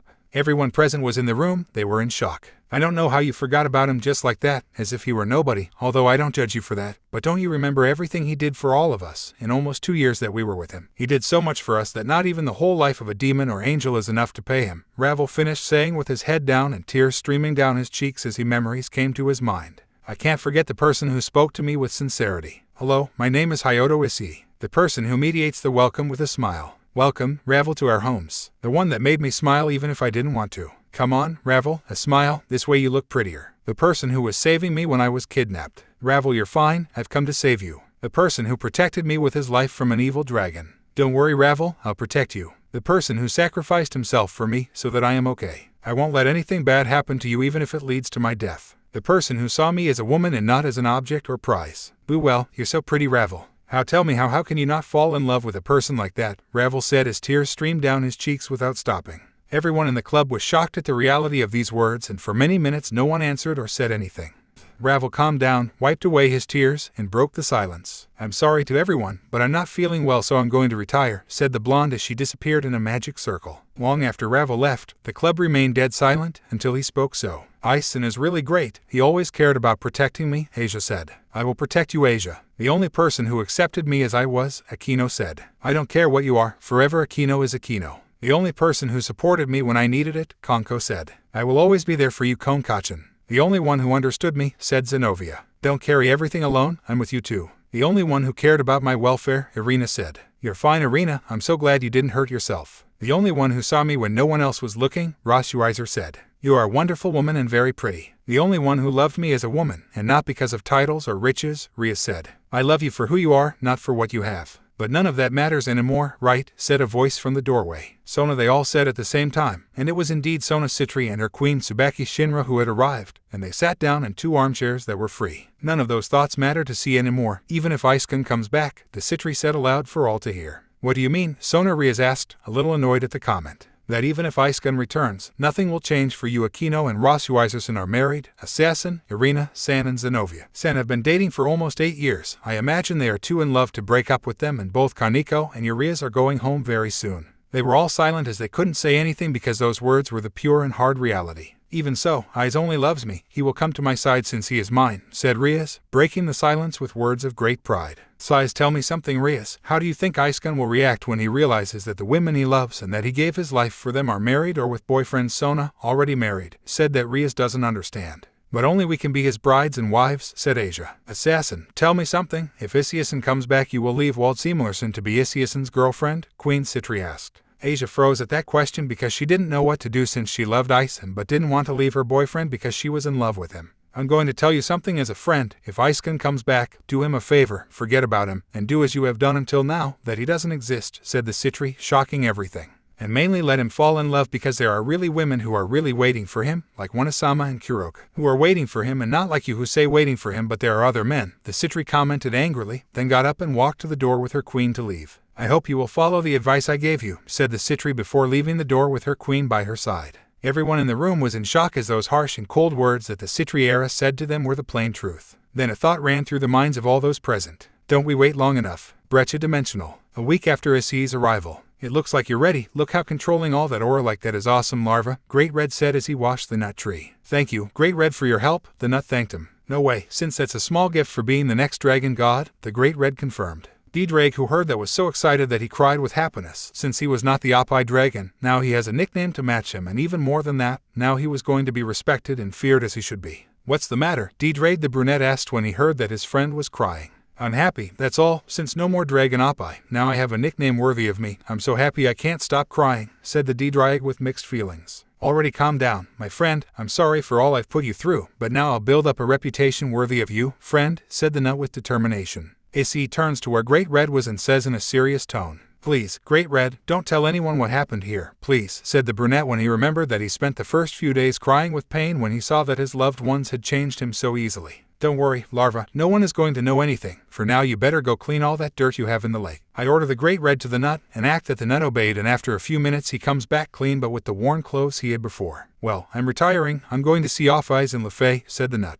Wait, how are you going to dress like that to your females? Said the Great Red, confusing the nut. He no longer understood what he meant. You are now the one with the title of the next dragon god. You need to make them respect you wherever you go, and with those clothes you are only going to make them laugh at you and make fun of us, commented the Great Red in a very serious way. Issei, hearing that, was shocked, but then remembered that the Great Red and Trihexa dress very well in their human form, even Off-Eyes dresses like this. Then a magic circle appeared on the nut's head as it passed over his body, changing his clothes to a more suitable one. Now the brunette was wearing sneakers and black dress pants, a white shirt with long sleeves, and a red vest that fits perfectly to the nut's torso, showing his well-worked body. His hair was the same in front, but in the back it reached his waist. He had it tied in a thin ponytail that slid down his left shoulder, making him look even more attractive than he already had era. The Great Red smiled at the sight of the nut's new look. Well, Larva is better now. Now go to your females who are waiting for you, and if you need anything else just tell me, said the Great Red with a satisfying smile. Issei was amazed by his flexible attitude, and after a few moments came to the conclusion that it was because of his power and being of the same race that he treated him that way. He nodded his head and created a gap and then disappeared into it. Human World Pendragon Castle. So this is the home. LeFay hasn't changed much. It's still a beautiful place, the nut tree said to himself as he admired the garden.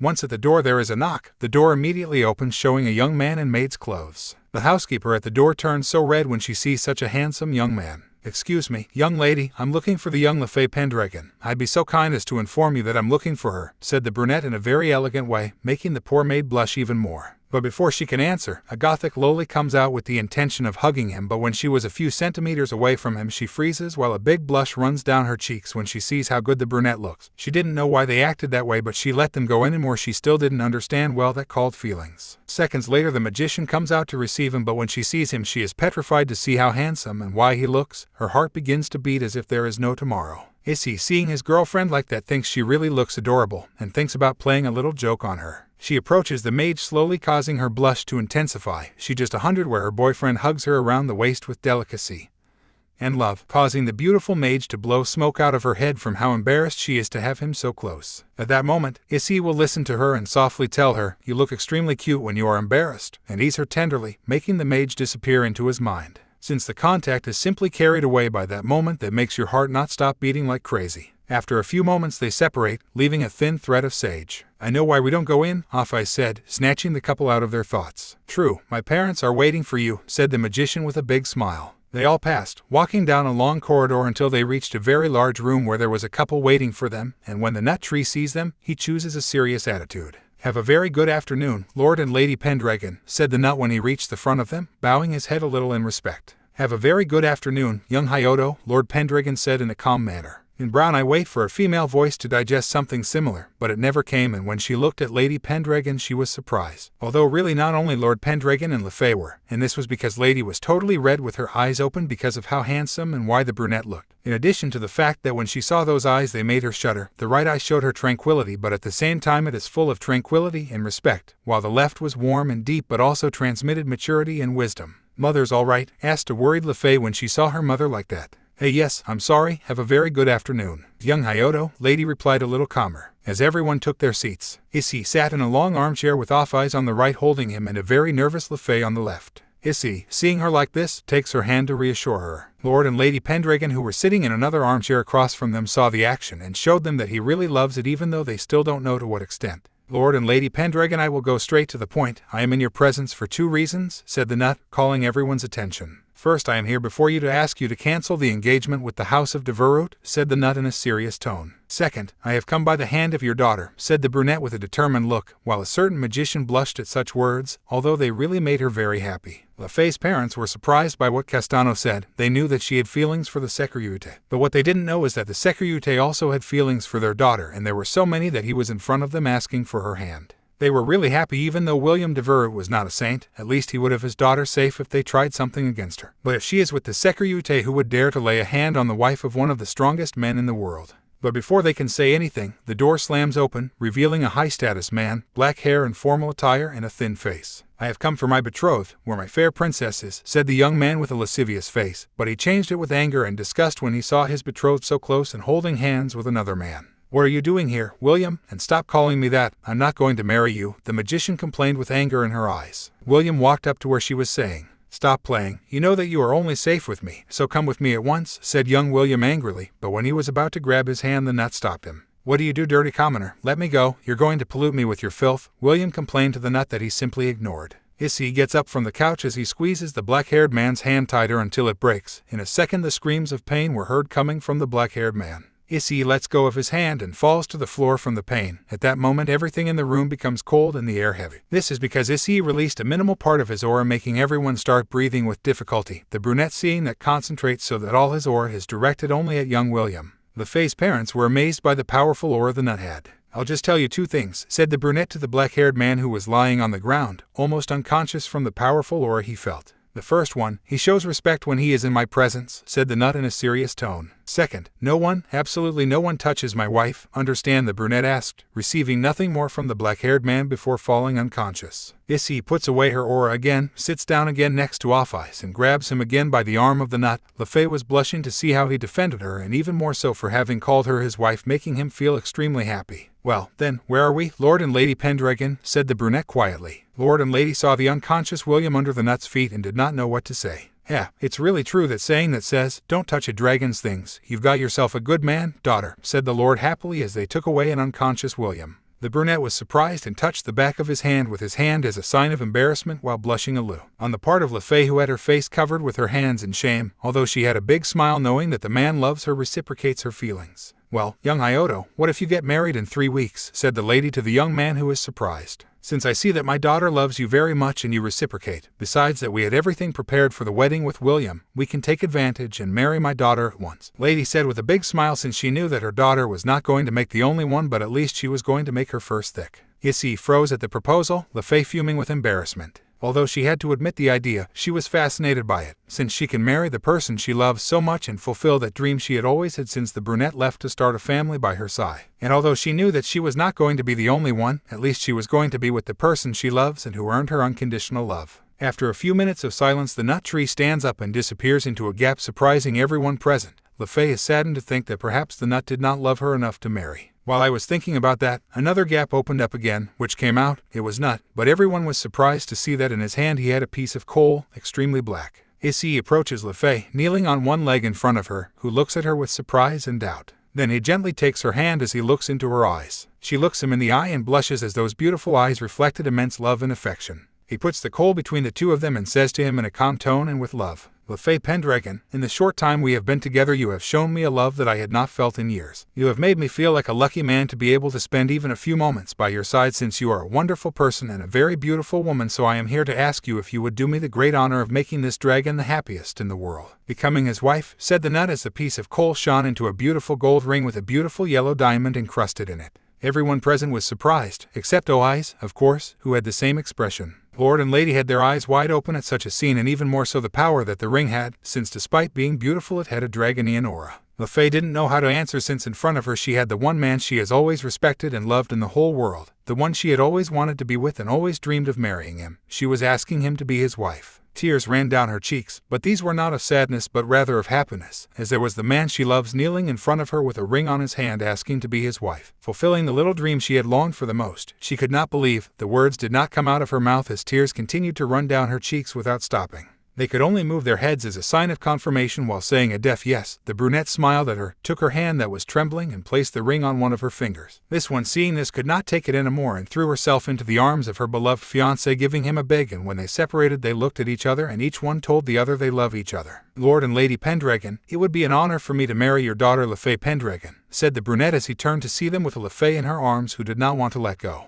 They simply nodded and said that in 3 weeks the wedding would be done. They also asked him if he wanted to invite anyone either from heaven or the underworld. There are no problems, but he just said that he wanted his parents to be present and for the wedding to be private, since no one in the world knows that I am alive, and he would like to stay that way even if it is for a few more weeks. To which Lefay's parents nodded as they understood why. And so time passed. Issei and Lefay spent time together deepening their love. It cannot be said that the magician was so very happy. Also Issei spent a lot of time with Eyes, teaching her about feelings and being able to speak and act in her own way without being influenced by others. In that time he spent with the nut tree he developed a great attachment to him and was also able to understand what he felt. 3 days before they were to get married, he went to visit his parents to pick them up and also to be able to talk to them a little, since he had not seen them for a long time and had yet to introduce them to his fiancée. Human World, Ku City. Hyoto residence parents. 3 people could be seen in front of a more or less large house. It was no longer the same mansion as before, now it was a third-degree one-mind house. What a great deal has changed, said the nut in surprise. After they all graduated from Ku's university, they each took their own path. Although they still get along well and see each other very often, they don't live here anymore. So it was decided to make a house comfortable enough for your parents to live the time of their lives in peace and quiet mind. With that, the leaders made this house comfortable enough for a couple, the magician explained, somewhat nervously. When I see them, I'll thank them, said the nut tree, coming over to ring the bell. Presently a slightly older woman comes out, but when she sees the brunette she begins to shed tears. Hello Yaka-san, how have you been, asked the brunette, happy to see his beloved mother. Eyes, it's really you Eyes, my son, asked the mother with tears. The father, hearing what his wife said, runs to the door to start shedding tears of happiness at seeing his son again.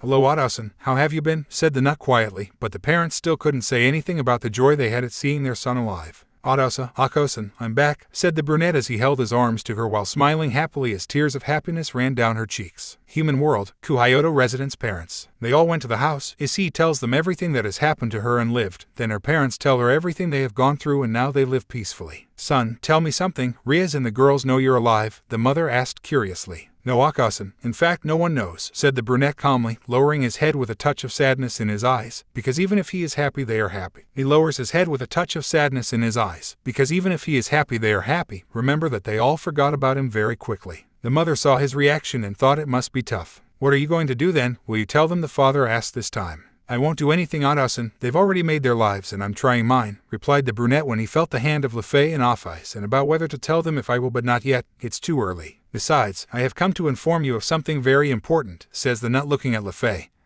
who turns red, making her look very beautiful in the eyes of the nut, while the parents wondered what it was. I want to introduce you to Lefay Pendragon, my betrothed and future wife, said the nut in a happy manner. She stood up, bowed down and told them how they had been, since she already knew them as well as they did. The parents were quite surprised when they heard the news, as they did not expect it. Hold on son, you're serious? Are you going to marry her? The parents asked, confused and surprised. He nodded, and Lefay was a little sad as she thought that they did not want her to be his wife, until she felt that they held her hands. When she saw who they were she was surprised, as they were the parents of her beloved, with tears in their eyes and a big smile. We entrust you with our son, dear Fachin. I hope he will be enough to make you happy, said the mother with great happiness. God, our grandchildren will be beautiful to have such a beautiful mother, the father finished saying. Don't worry, Mrs. Hyoto, as Isama is the person who makes me immensely happy. And about your grandchildren, Mr. Hyoto, I'll do my best to give them some nice grandchildren, said the magician so red, about to collapse due to embarrassment, while Issei was just smiling as she loved to see her beloved in such a beautiful way. Tell me, Akasan, said the mother happily, and to me, Adosa, my dear, said the father. Welcome to our family, they both said at the same time, making the mage very happy, but also so ashamed that she could no longer bear to faint.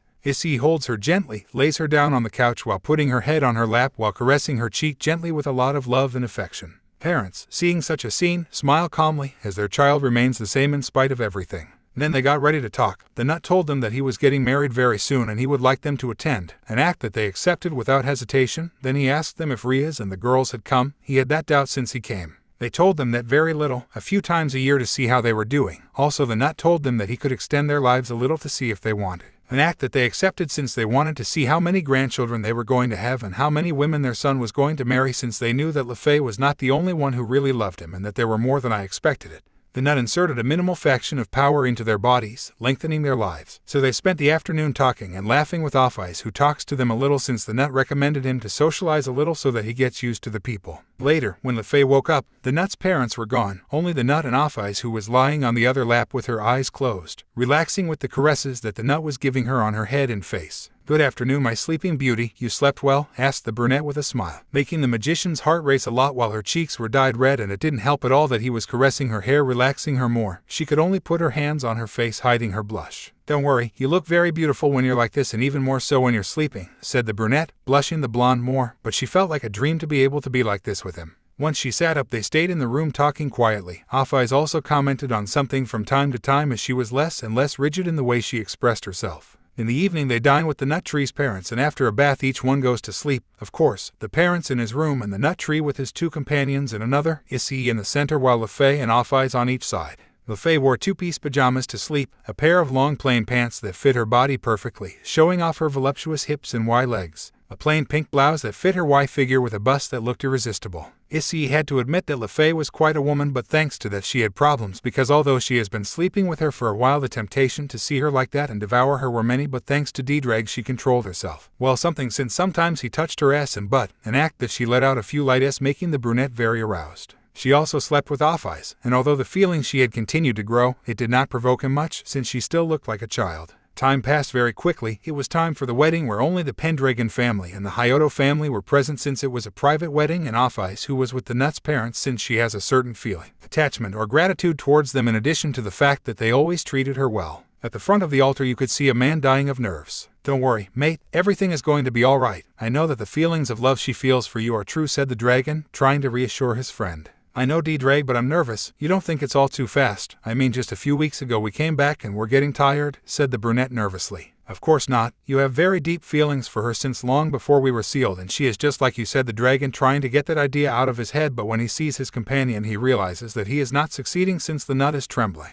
Seriously, comrade, you have fought with demons, fallen angels, gods, mystical beasts, evil dragons. You even fought against the Trihexa hand to hand and without any fear, and you are here trembling at the thought of getting married. The dragon suppressed his friend as he could not believe it. Also, look how happy she looks, said the dragon, making the brunette go in shock at how beautiful his fiancée looks dressed as a bride. Issei, seeing her like this, stopped trembling and was amazed at such a beautiful other art. Lefay arrives next to him, and what she sees in her eyes making the brunette blush and thinking, how can there be such a beautiful and adorable person? The brunette looks back at her and says, you look beautiful, making the magician blush for the mentioned, and seeing how handsome he looks did not help her to control her blushing either. But even so, she smiled. She was happy because she was finally fulfilling her long-awaited and greatest dream, to be with the person she loves with all her heart. Good luck, mate. It's time for you to become a man. I'll go to sleep, said the dragon with a smile that his companion is happy. Then the dragon goes to sleep without first hearing them say thank you. The wedding continues normally, then followed a small party to congratulate them for 1 to 2 hours. With the engagements finished, the couple went to their hotel somewhere in England to spend their honeymoon, while Offeyes went with the nut's parents so that she would not be alone. Human World, somewhere in England, hotel. The couple arrived with a magic circle to their room that they booked. El Catano carries her like a princess to the bedroom, where he gently lays her on the bed.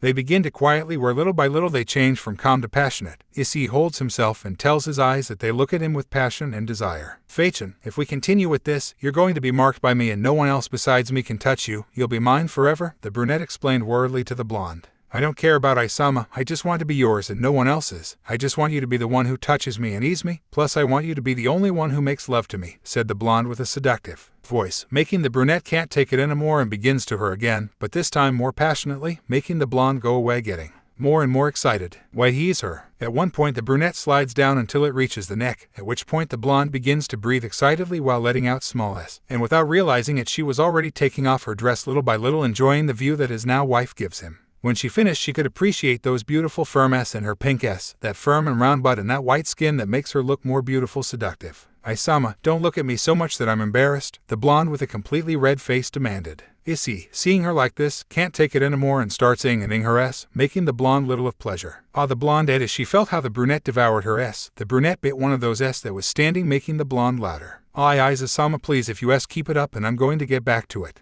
I'll go crazy, said the blonde, already very excited, and even if she digested that, she didn't want him to stop for anything in the world. The pleasure she felt at that moment can't compare to anything she's ever experienced. Issei, upon hearing her, begins to make small bites on both of the blonde's s, making her louder. Isama, if it goes on like this, I'll go. I'm not going to be able to take it anymore. It was the scream that the blonde gave when she reached her first orgasm. Issei stops and looks at her and looks with a smile as she had a look of lust as she breathed excitedly. Then the blonde lays him down on the bed and takes off his shirt, showing his very well-formed body, making him his lips unconsciously while he passed his hands all his muscles, exciting her more and more. Then she takes off his pants and boxers that he was showing his member in view of the blonde being very impressed by the size she had, making her lips a second time and wondering that if all that fits in her and also what she will know. Then the blonde approaches the blonde's member to the lips, giving him small e's and small lips, making the brunette feel pleasure. Once she felt the taste of the member, she didn't know why, but now she didn't want to let go. She opened her mouth, stretching her member while she made movements up and down, making the brunette let out small s. The blonde continued with the movement faster and faster. She didn't know why, but she loved the taste of her husband's penis if she could spend the whole day eating it. But at that moment a thought came to her: what does his essence taste? And with that thought she began to accelerate the movement of her mouth faster and faster. The blonde begins to get more and more aroused when she hears the s of the brunette, making her lower her hand and give herself pleasure. Fachin, I'm about to come, said the brunette, while the blonde just wanted him to let go of it in her mouth to taste it, and so it was. Issei couldn't take it anymore and came into the blonde's mouth, making her puff up her cheeks with the amount she let go of while she swallowed it all without wasting a drop. The taste it had, he loved it more than he imagined. It was thick and hot, but it tasted really rich. Issei throws her on the bed as she heads to her intimacy. The brunette starts in the lips of the blonde's vagina, making her with pleasure over and over again.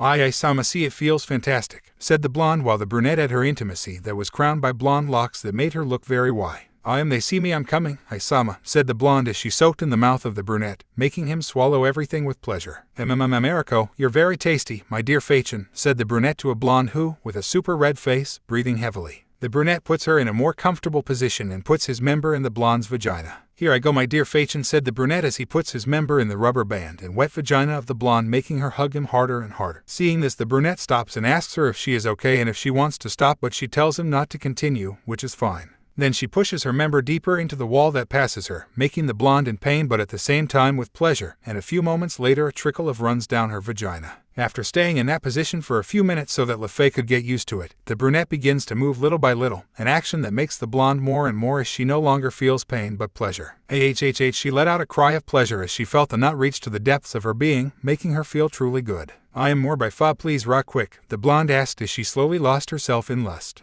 Issei, hearing her, couldn't help but smile and began to increase the thrusts more and more. Isama, follow me, I'm going to come. It was the s that pleased me, but the brunette just kept ramming her more and more. It was the great that the blonde gave as she bed and bathed the brunette's member with her liquids. You've come again, my dear Fachin, said the brunette when he saw the blonde, breathing heavily, with a red face, but with a smile full of satisfaction and pleasure. Yes, but it's not over yet, said the blonde, putting the brunette down and climbing on top of him. You haven't cooked yet. How would I be a good wife if I can't satisfy my husband? Said the blonde as she inserted her lover's member into her vagina. Making the two with pleasure, Issei felt how the blonde squeezed her member more, making it feel very good, and Lefay felt how she stuck her lover's member in her uterus. Then the blonde starts to move her hips, making both him and her with pleasure. Really, in that position she felt too good. I'm not going to let you have all the fun, said the brunette as he grabbed the blonde's hips, making her whole member enter her vagina. Isama, the blonde added as she felt her member hit her uterus faster and faster. Isama, poor Faber, said the blonde, already lost in lust. Vango, said the blonde with difficulty as she felt all the pleasure her husband was giving her. I'm coming too, said the nut. Pos favor Thermines NMHI interior, the blonde begged to feel the inside. Yes were the yes of the couple. LeFay felt extremely happy when she felt this ease. At last I was able to be Isama's wife was the blonde's last thought before she fell almost asleep from pleasure and exhaustion when she climaxed 3 times. The nut tree slopes her next to him, she reflexively clings to him and falls asleep hugging him on her with a big smile of happiness. When Issei sees her like this, he just smiles as he hugs her closer to him, he blankets her and falls asleep next to his wife with a big smile. What they didn't realize was that a red circular mark with a dragon's head inside appeared on LeFay's left shoulder. Underworld, Castle Gremory. Ria's Gremory can be seen clutching her as if she felt something important to her being taken away from her eyes, she whispered before falling asleep. And not only her, the whole Gremory group, not counting Ravel, all felt that someone had taken something that was extremely important to her. Human world, somewhere in England, hotel. The next morning you could see a brunette man awake, watching his beautiful wife sleep so peacefully that she had him in her arms with a big smile on her beautiful face. You look happy, mate, said the dragon, calling the nut's attention. How could I not be, commented the brunette as he gave a light caress to the blonde next to him. I thought it would hurt you more, the Gremory girls, the dragon said with a little curiosity. And so it was D-Drag, but thanks to the great red I'm fine, said the nut remembering his week of training. I remember. Well, Larva, before we start your training, get out all that sadness that is in your heart, said Great Red, still a sad brown. Issei couldn't take it anymore and began to cry inconsolably as he expelled much of his power, stronger and stronger as he remembered the loss of those he loved. He wanted so much to go and hug them, but he knew it wasn't the right thing to do when they made their lives and found love in another man who was not him. Those thoughts were tearing him apart. After a while, Issei calmed down. D-Drag spoke to him. Mate, you know you're here for everything, said the dragon, trying to give his support to his friend. Yes, thank you, my friend, said the darker man. I want you to remember that although they are no longer here, there are other females who have been waiting for you all this time, D-Drag commented as you remember everything the mage said a while ago. Issei recalled that LeFay told her that even though the Gremory group are married or dating, there are other women who have been alone waiting for their return. Well, remember those words, he really cheered up a little bit that there are still some people that he loves and appreciates and would give anything for them. If you're right, I have to go get them since they've been waiting for me all this time, said the nut, already happy, really after seeing all the pain and tears that he had saved remove. He already feels much better and he only had the thought of going for those who have waited for him and are waiting for him and leave the Gremory group calmly since for him from that moment on he decided to forget about it of them.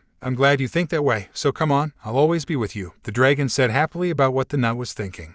Aha, thank you old friend, said the brunette with a smile on his face. Looks like you're better now. Well then let's start with your training, said the great red, encouraging the nut. End of remembrance. When Issei was immersed in her thoughts, LeFay was slowly waking up. She sees the brunette who has her in her arms and remembers everything they did the night before, making the blonde blush so much that she covers her face with the sheets her embarrassment, but she still had a big smile on her face. Companion, your female has already woken up, said the dragon, drawing the nut his thoughts out and coming to himself. Issei sees his dear wife again who was blushing and covering her face with the blanket. Issei seeing this only had one thought, she looked so devilishly cute. This agrees with you, mate, D-Drag commented when he saw that the blonde really looked very cute that way. Good morning, how my beautiful princess slept, said the brunette, catching the blonde's attention and blushing her even more at being called that.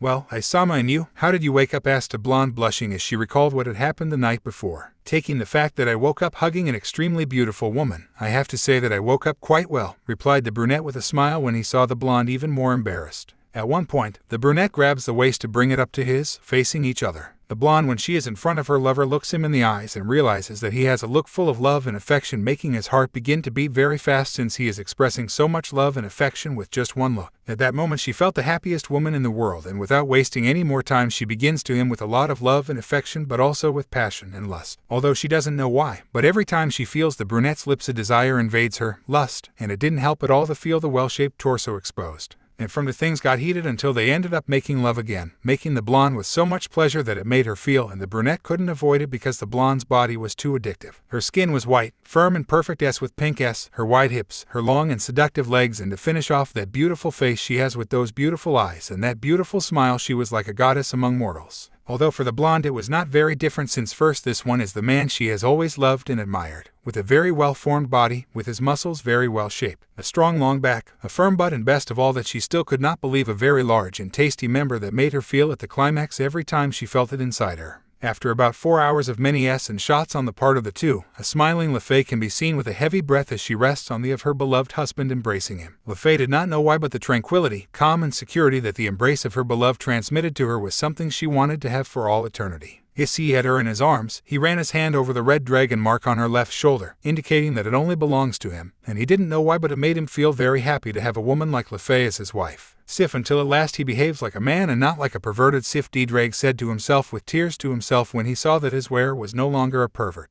Fachin, you want to go for a walk around the city and we'll have breakfast outside while you're at it? The brunette asked his beloved. Yes, I'd love Isama, the blonde replied excitedly. Okay then, let's go, said the brunette, giving it to the blonde, who happily returned it to go to the bathroom. When he was about to enter, he was stopped by a very blushing blonde. Issei, seeing her, was surprised to see that she had a red face and trying to say something. Isamael, I can do it, I can accompany you, take a B, the blonde said very shyly and with red cheeks. Issei was speechless at such a request, so shocked was he that he couldn't speak. Once over the shock, he took the hand of the blonde, who was naked for the delight of the eyes, to guide her to the bathroom to shower together. Once inside, Issei couldn't resist seeing his wife naked, so he began to her passionately more and more, while the blonde responded by becoming more aroused, since she wanted to do it again with her husband, because the feeling of being his while he devours everything is pleasurable and satisfying.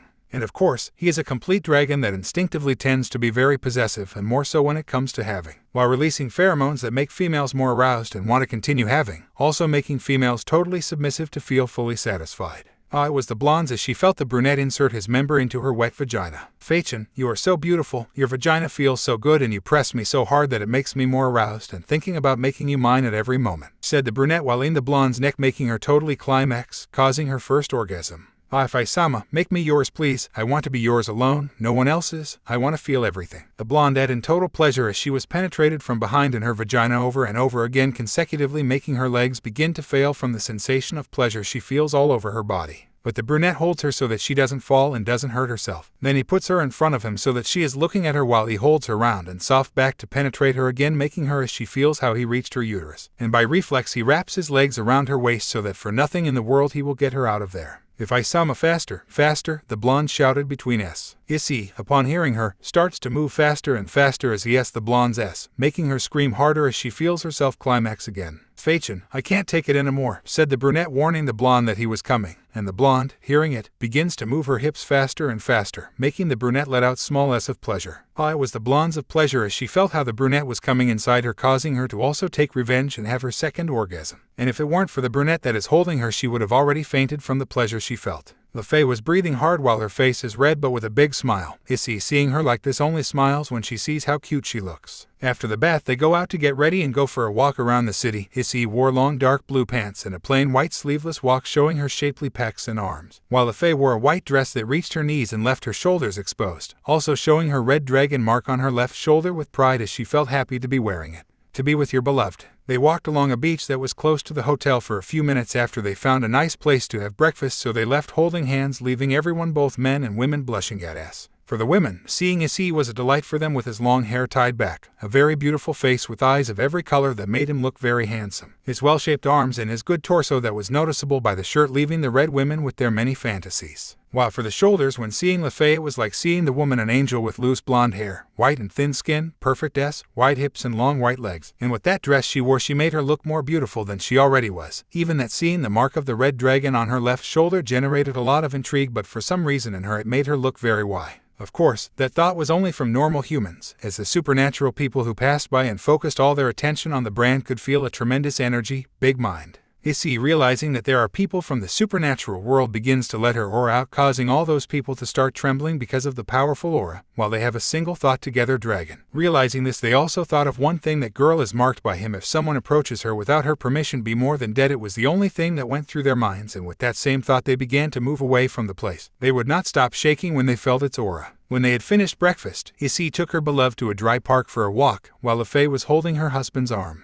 As time went by, they went to lunch at another restaurant, and in the afternoon they ate an ice cream that Issei bought for the two of them. Lefay was extremely happy to be with the brunette because he treated her like a princess, and she was able to spend the whole day with the person she loves. Underworld, Forest. A week after the brunette's wedding, an albino could be seen fighting with two beautiful girls, before a certain man appeared to interrupt the fight. They've become very strong, said the man quietly, making everyone see him and fencing off where he is. Azazel, what are you doing here? Asked the albino intriguingly when he saw the fallen. Good morning, Azazel-sama, said the two girls at the same time. Me, how are you girls? Although from what I can see very well, I mentioned the fallen one making them blush since both of them are surrounded by Vali's dragonian aura. Don't bother them, Azazel, and you'd better tell me why you came, since I doubt it's just a visit, said the albino, deflecting the subject from the girls. Aha, calm down, Vali just amused me. Anyway, I came to ask you if you haven't seen Off-Eyes lately, asked the fallen one a little worried. Now that you mention it, I haven't heard from her for a long time, replied the albino, a little worried. Okay, I just wanted to ask you that, said the fallen man, not disappointed. Be worried that the attacks we have received have something to do with her, the albino asked. I'm worried that she is their target, although in the last 3 years we've received several attacks. You still don't know who it was or what they're looking for, and that's already starting to worry the other factions since they've tried to enter heaven 3 times, said the fallen man with great regret in his words. He no longer has any clue as to who are causing problems to the natural world. The next time I see her I'm going to tell her to be careful, although I don't know when I'll see her since you know she's not so close to me and since it's been 10 years since Hyoto left. She's moved away a little from all of us, said the albino, a little annoyed because he no longer had his rival to fight. Yes, if Issei were here I wouldn't worry because I would know that she would be with him. Off-Eyes was always interested in him. That really surprised me, said the fallen man with a smile, remembering those times. Who is Issei? Meyer asked the albino curiously. Hyoto Issei is the other celestial dragon besides me, my rival and my best friend, he said, the latter in a low voice so that no one would hear. The boy who was a pervert but always gave everything for his friends and who saved everyone from the beast of the apocalypse, Lavany commented with a lot of curiosity since he didn't remember it very well. Aha, I wonder what would have happened if I were here, said the fallen man laughing. I don't know, but I'm still waiting for him, since he has to face me and know which of the 2 celestial dragons is more powerful. I hope that when he comes back he will be really strong, said the albino with a smile. I'd like to meet him in person, said Lavany calmly, thinking what it would be like to have him in front. I'd like to too, to see if what they say is true, Maya said with some intrigue. It's all real, I can assure you, said the fallen man to the 2 girls. Then he went back to see the wine that was with his thoughts. Vali, from what I see, you still have faith that I'll come back, the fallen man commented with doubt, as he didn't believe that Issei would really survive that battle. Of course, he's not easy to kill and you know it better than anyone, the albino replied with a smile, then looked the fallen man in the eye again. From what I hear, you don't have much hope that I'll come back alive, said the albino doubtfully. It's not that, Vali, but I was there when he arrived and I also know how strong the Trihexa was, and it's really hard to believe that he's still alive, said the fallen man somewhat sadly, remembering that moment when he saved them. He's alive and something tells me we'll see him again and maybe sooner than we thought, said the albino with a smile. Aha, yes, you're right as it is. Eyes is sure to be alive and safe. By the way, Vali, what are you 3 doing here and your other women? The fallen one asked doubtfully, since they are always all together. I'm training. I can barely control the dragon Lucifer driven and I have a long way to go to control the power that Off-Eyes gave me, replied the albino somewhat frustrated since he lacks a lot of training. Lavinia went back to the magic school that they called her. Raken is with her family who also called her, and Ebel is helping Yasaka with the wedding of his daughter and Kuroka's sister. The albino replied, but I noticed something in the fallen man when he mentioned the wedding. Are you worried about something, Azazel? Asked the albino when he saw something strange in the fallen man's attitude about the wedding. It's nothing more than just that I'm disappointed in some people, replied the fallen one to the albino's doubt. You're talking about the Gremory group, the albino mentioned while the 2 girls who were with him were surprised to mention them. Yes, even though I sacrificed himself for them, they simply went on with his life soon after. After they swore eternal love, they changed him when he was no longer there, said the fallen man in a tone of disappointment and somewhat annoyed. But there are still people waiting for him, like Kuroka, Lavany said, trying to calm the fallen man. Yes, but they were the reason why Eyes became strong and why he always fights so much, because he simply wanted them to be safe. He fought against all demons, fallen angels, beasts, gods and dragons, and although the enemy was much stronger than him, he never gave up because he fought for them when he needed them, and now that he needs them they abandoned him, he said. Fallen with a lot of annoyance, the girls who heard that were amazed at all that he did for them. That really bothers me. When Akino was going to marry Zaston, I talked to her to convince her to wait for Eyes. But she just ignored me and told me that she had already waited a long time and wanted to rebuild her life, said the fallen man, even more annoyed than before. And for a moment it was all silence until it was broken by a rather interesting comment. I wonder what they'll do if he comes back, Lavany said with a slightly grim smile. I'd like to see what face they'll make, Maya said, quite interested.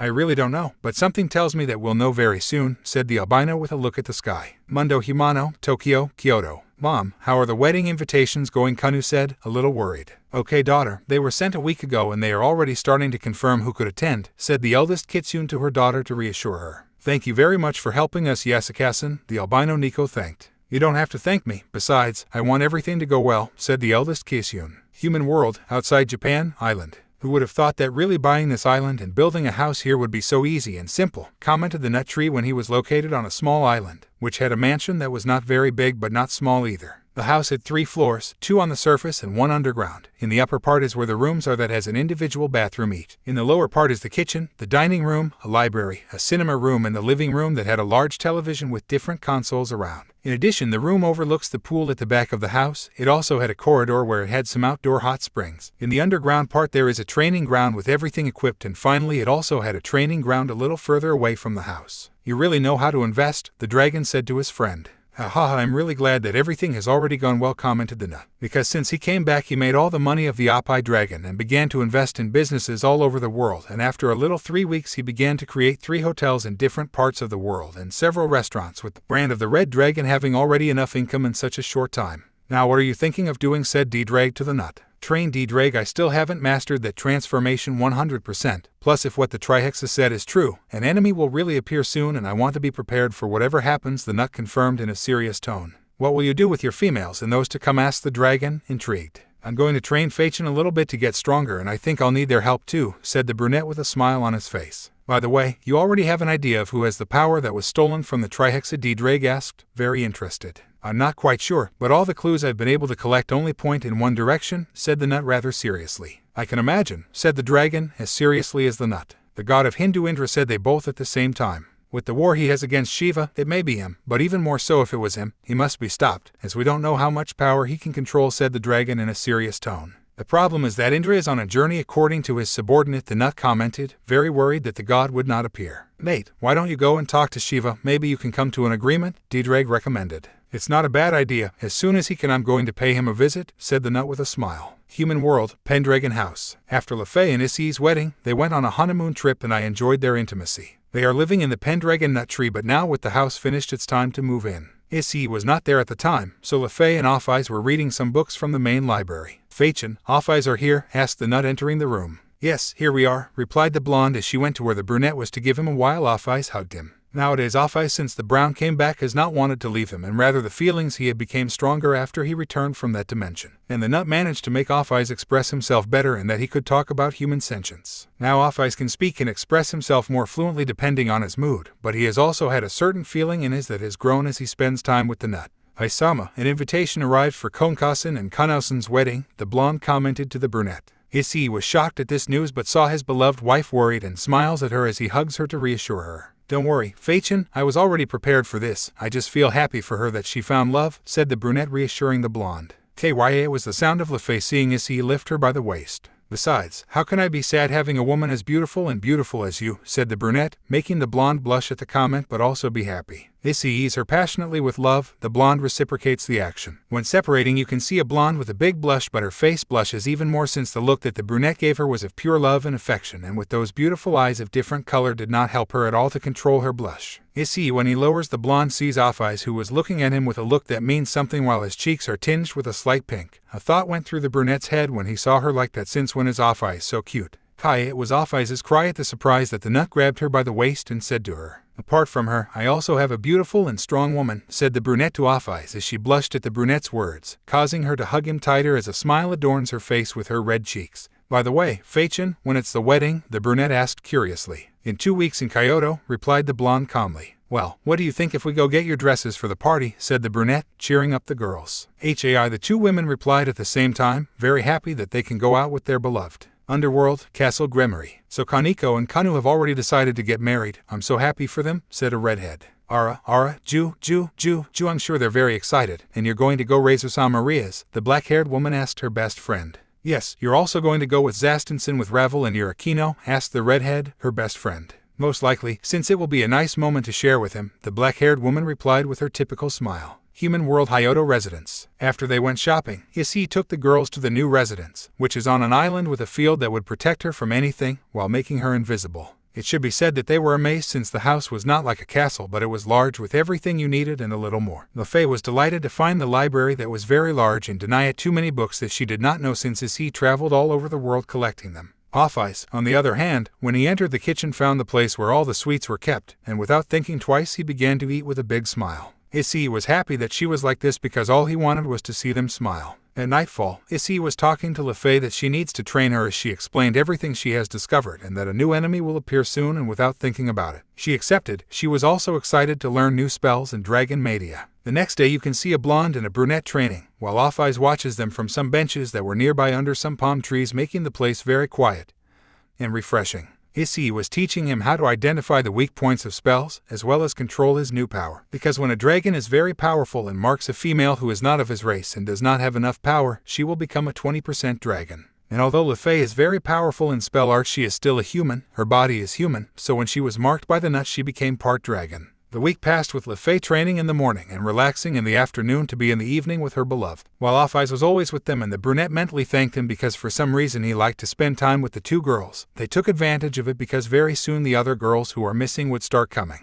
Even the wedding day of the Yakai's wedding came. Human world, unknown place. Is everything ready? A very thick voice asked in the shadows. Yes, sir, everything is ready, replied a subordinate. Well then, be ready to process with the plan, the squadron leader ordered. Understood, sir, the subordinates confirmed at the same time. Human world, Hyoto residence. A brunette man in a white suit with a black shirt without a tie could be seen waiting for his two companions for tonight. He was in his thoughts until he heard footsteps that took him out of his thoughts to turn to the stairs to see who was coming down them, and pleasantly surprised him. There was standing in the middle of the stairs a beautiful woman in a long blue dress that adapted to her white figure. A simple design on the top and with a lace on the neck showing her back and a small neckline, in addition to light makeup with a handbag, and to finish off she had light braids that are still costly, making her look splendid. It should be said that the brunette was in shock at how beautiful his wife looks. Lefei, seeing this, gives a small smile with a slight blush when she sees her husband's face in that state, but blushes even more when she sees that he came out of his shock and gave her a smile by stretching his hand in her direction. You look splendid, beautiful mind, said the brunette with a blush on his wife's face. You look very handsome too, said the blonde, trying to control herself from eating her husband because he was so handsome. At that moment a beautiful woman of the same age as the brunette was wearing a long black dress close to the body, showing off her wide hips, delegated waist, and large ass. On the top of the dress she had a simple design showing part of her and shoulders. She had her hair in a nice bun showing her seductive neck. She wore light makeup and a beautiful necklace. The brunette was looking at the beautiful woman in front of him with a big blush, but he was also surprised and confused as he didn't know who the woman in front of him was. Eyes, said the woman with a blush on that beautiful face because of the way the brunette looked at her. Issei, hearing her mention her name, is even more surprised since she could recognize the woman's voice because her aura was different. OPHIS, the nut exclaimed, surprised. Off-Eyes just nods as she approaches him in a shy voice telling him how it looks. The brunette comes to his senses at the question and simply thinks, there will be a more beautiful woman. You look extremely beautiful, said the brunette blushing, making Off-Eyes blush more, but a pretty smile appeared on his face. I can't believe it's Off-Eyes, were the nut's thoughts. Tell me, I'm more surprised than you, D-Drake spoke in the nut's mind. I didn't think Off-Eyes looked like that, but why do you think he looks like that, D-Drake? The brunette asked my companion. To be honest, I think he likes you, D-Drake replied, leaving a brunette blank. I can't believe it, you really believe that? The brunette said in disbelief. Look at her eyes, you can tell that she has feelings for you. I always thought it was attachment. Nothing more, since it never crossed my mind that the Dragon of Infinity would fall in love, but I see that I was wrong, D-Drake finished saying, very surprised. Oh, why are you in that shape? I mean, you look very beautiful like that, but why did you transform yourself? Asked the brunette, intrigued. It was my idea. Since she's going with us, I thought it would be better that way, since they won't recognize her, the blonde replied happily. Right, you're absolutely right, Feichin. Now it'll just be calling you different, said the brunette, thinking until he said a name, Kurumi. Off-Eyes was surprised by the name, as was Lefei. We can't call it Off-Eyes because everyone would notice, so why doesn't Kurumi mean hope, said the nut, surprising the two women. Off-Eyes, on hearing it, smiles adorably, making Issei blush to see how beautiful she looks. My name will be Saojiro Pendragon so I don't get caught, said the brunette, changing his aura and appearance. Now he had blonde hair and a less defined body. His face changed a little but not much, his eyes stayed the same. Lefei blushes when she hears him use her surname, though since we're married it's only natural that she might use it. Well, with everything ready, let's have some fun at the party, said the nut, disappearing into a magic circle with Lefei and Off-Eyes embracing his arms. Mundo Himano, Tokyo, Kyoto. In a large hall of the Yakai leader's castle, Kaneko and Kanu's wedding party was being held. Rias, Akino, Asia, Zenobia, Irina, Rasuizer, Ravel, Valeria, Tasuka were entering with their respective partners. When they could see their friends, they went to see them and congratulate them. After a few minutes, Kuroka arrived that although she did not like the idea of her sister marrying another man than the one she had chosen, it bothered her a lot, but there was that despite everything she is still her sister. The Citri group also arrived. Thank you very much, girls, said the pair of Yakais, happy that their friends are there supporting them. While the men approached Yasuko to congratulate him, even Razor congratulated him as he had become more humble and calm, as well as many sociable. In another part of the room, Surzech, Grafia, Azazel, and Yasaka were talking quietly while enjoying the party. Vali also arrived with his wives, since one of his wives, Abilia, was in charge of helping Yasaka, and out of courtesy they were invited, although when they arrived they stayed with the leaders talking. The party is going on normally. Everyone was enjoying the evening while more guests continued to arrive, until a group of 3 people arrived, drawing the attention of everyone present at the party as they felt a presence too powerful. At the entrance of the castle you could see Lefei, Kurumi, who came from the arms of their beloved Saojiro, attracting everyone's attention, especially that of the men since they looked really beautiful. While the girls were wide-eyed and quite blushing because of how good and handsome the boy was, even the Gremory group, even Yasaka herself was with a slight blush, and no girl knew why, since they didn't know that Issei, being a complete dragon, releases many pheromones that make women turn on just by seeing him. But a thought came to all the people, who were the companions who came with the beautiful magician, and more curiosity was given to all the people when they noticed that she was coming arm in arm with that man. The trio walked up to where the newlyweds were once they had located them. They also realized that they were with the group Gremory and Stry. "Have a beautiful evening all present," said the blonde in the most kind way to all those present who were with the newlyweds. Once those words were said, the girls blushed even more at the blonde's deep voice, and he went back to where the newlyweds were. "I wish the newlyweds the best and that all their dreams come true in their long life together." He congratulated the blonde, making Kaneko and Kanu blush even more, but for some reason their ass began to hurt when they heard the words of the person in front of them. Plus, when he finished saying that sentence, they felt as if they had lost the right to something. Isaka, along with Azazel, Surzech, Grafia, Vali with their wives, approached the group to find out who the guests were, as they felt that the boy and the other girl who had been accompanying Lefei had too powerful an aura. "Lefei, who are your companions?" asked a rather curious Kuroka when she saw the boy, since he looked like someone but knew who. Faced with such a question, everyone paid attention, as they were extremely curious to know who were the people who accompanied the young magician.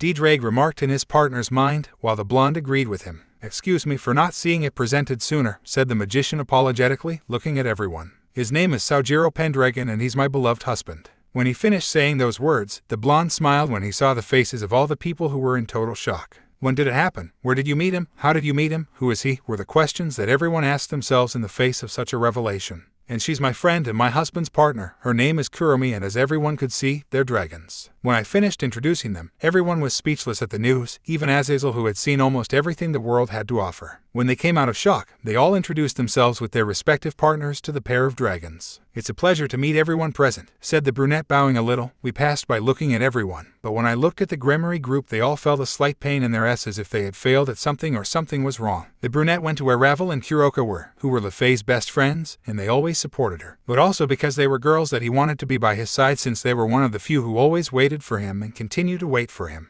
Dragón said, worrying the nut. "So you guys are my beautiful wife's famous best friends. It's really a pleasure to meet you, as she always speaks very well of you," said the blonde with a smile that made both girls blush and mentally grateful that their friend talked about them too. "I must add that they really are more beautiful than I imagined," said the blonde in the hand of Ravel and Kuroka, leaving them in total shock and with great blushing on their faces at the blonde's words. The blonde, when he saw that they wanted to say something but the words did not come out, he gave them a smile that made them blush as much as possible because of the beautiful smile that he dedicated to them, and it did not help at all the warm look that he dedicated to them with those beautiful eyes of different color, making them unable to hide their blush in the presence of the people present. The Gremory's girls, for some reason, were irritated by such a scene. Even Kanu and Kaneko felt that way, but neither knew why. Dragón reported a second time, worrying the brunette more as he thought about how to solve this problem. The nut tree turned to the leaders of the factions. "It's a pleasure to meet the great Mao Lucifer and his queen Grafia Lucifuge, as well as not knowing the former ruler of the fallen angels," said the blonde as he bowed respectfully as those mentioned returned it.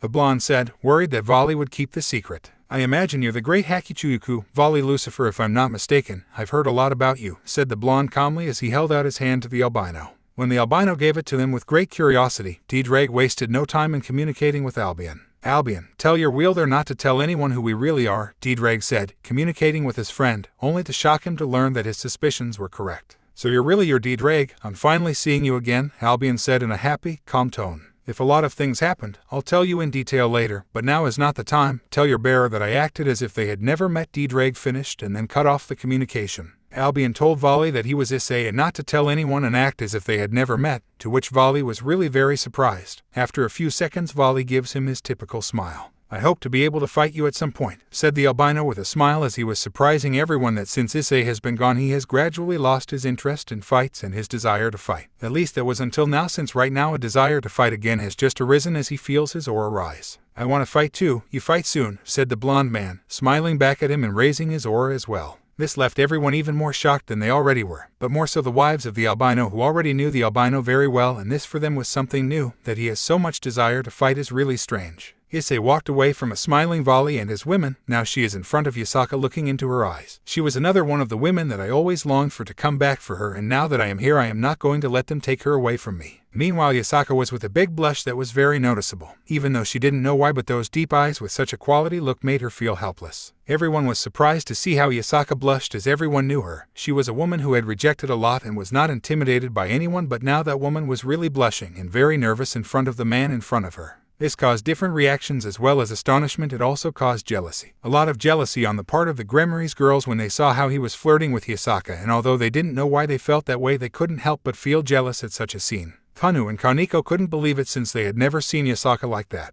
Issei, seeing her like this, simply smiles even more, as seeing her that way is something new to him, but really to her, it makes her look very beautiful and beautiful. It's a great honor to meet the former leader of the Ikaka Yaokais. I must say that today she looks very beautiful, although I think she always looks beautiful, said the blonde in the kitsune's hand, making her very nervous. Yasaka, when she hears all those compliments, gets extremely red, and not only that, because even though for her the compliments are very frequent, but she does not take them seriously until now. She didn't know him because she wanted to hear them from the words of the person in front of her. Issei, seeing her like that, simply smiles, is satisfied and walks away to calm her down, returning to where Lefei and Kurumi were. All the girls felt even more irritated by the atmosphere that the two of them caused, but there were also two girls that they didn't know why, but instead of feeling jealous about that scene, they felt longing and a lot of happiness, as well as tranquility to be close to that man, and they were nothing more and nothing less, Ravel and Kuroka, who had a very hidden smile on their face. After those introductions, everyone continued with the party, although for some people there were doubts and a lot of curiosity in a certain blonde boy.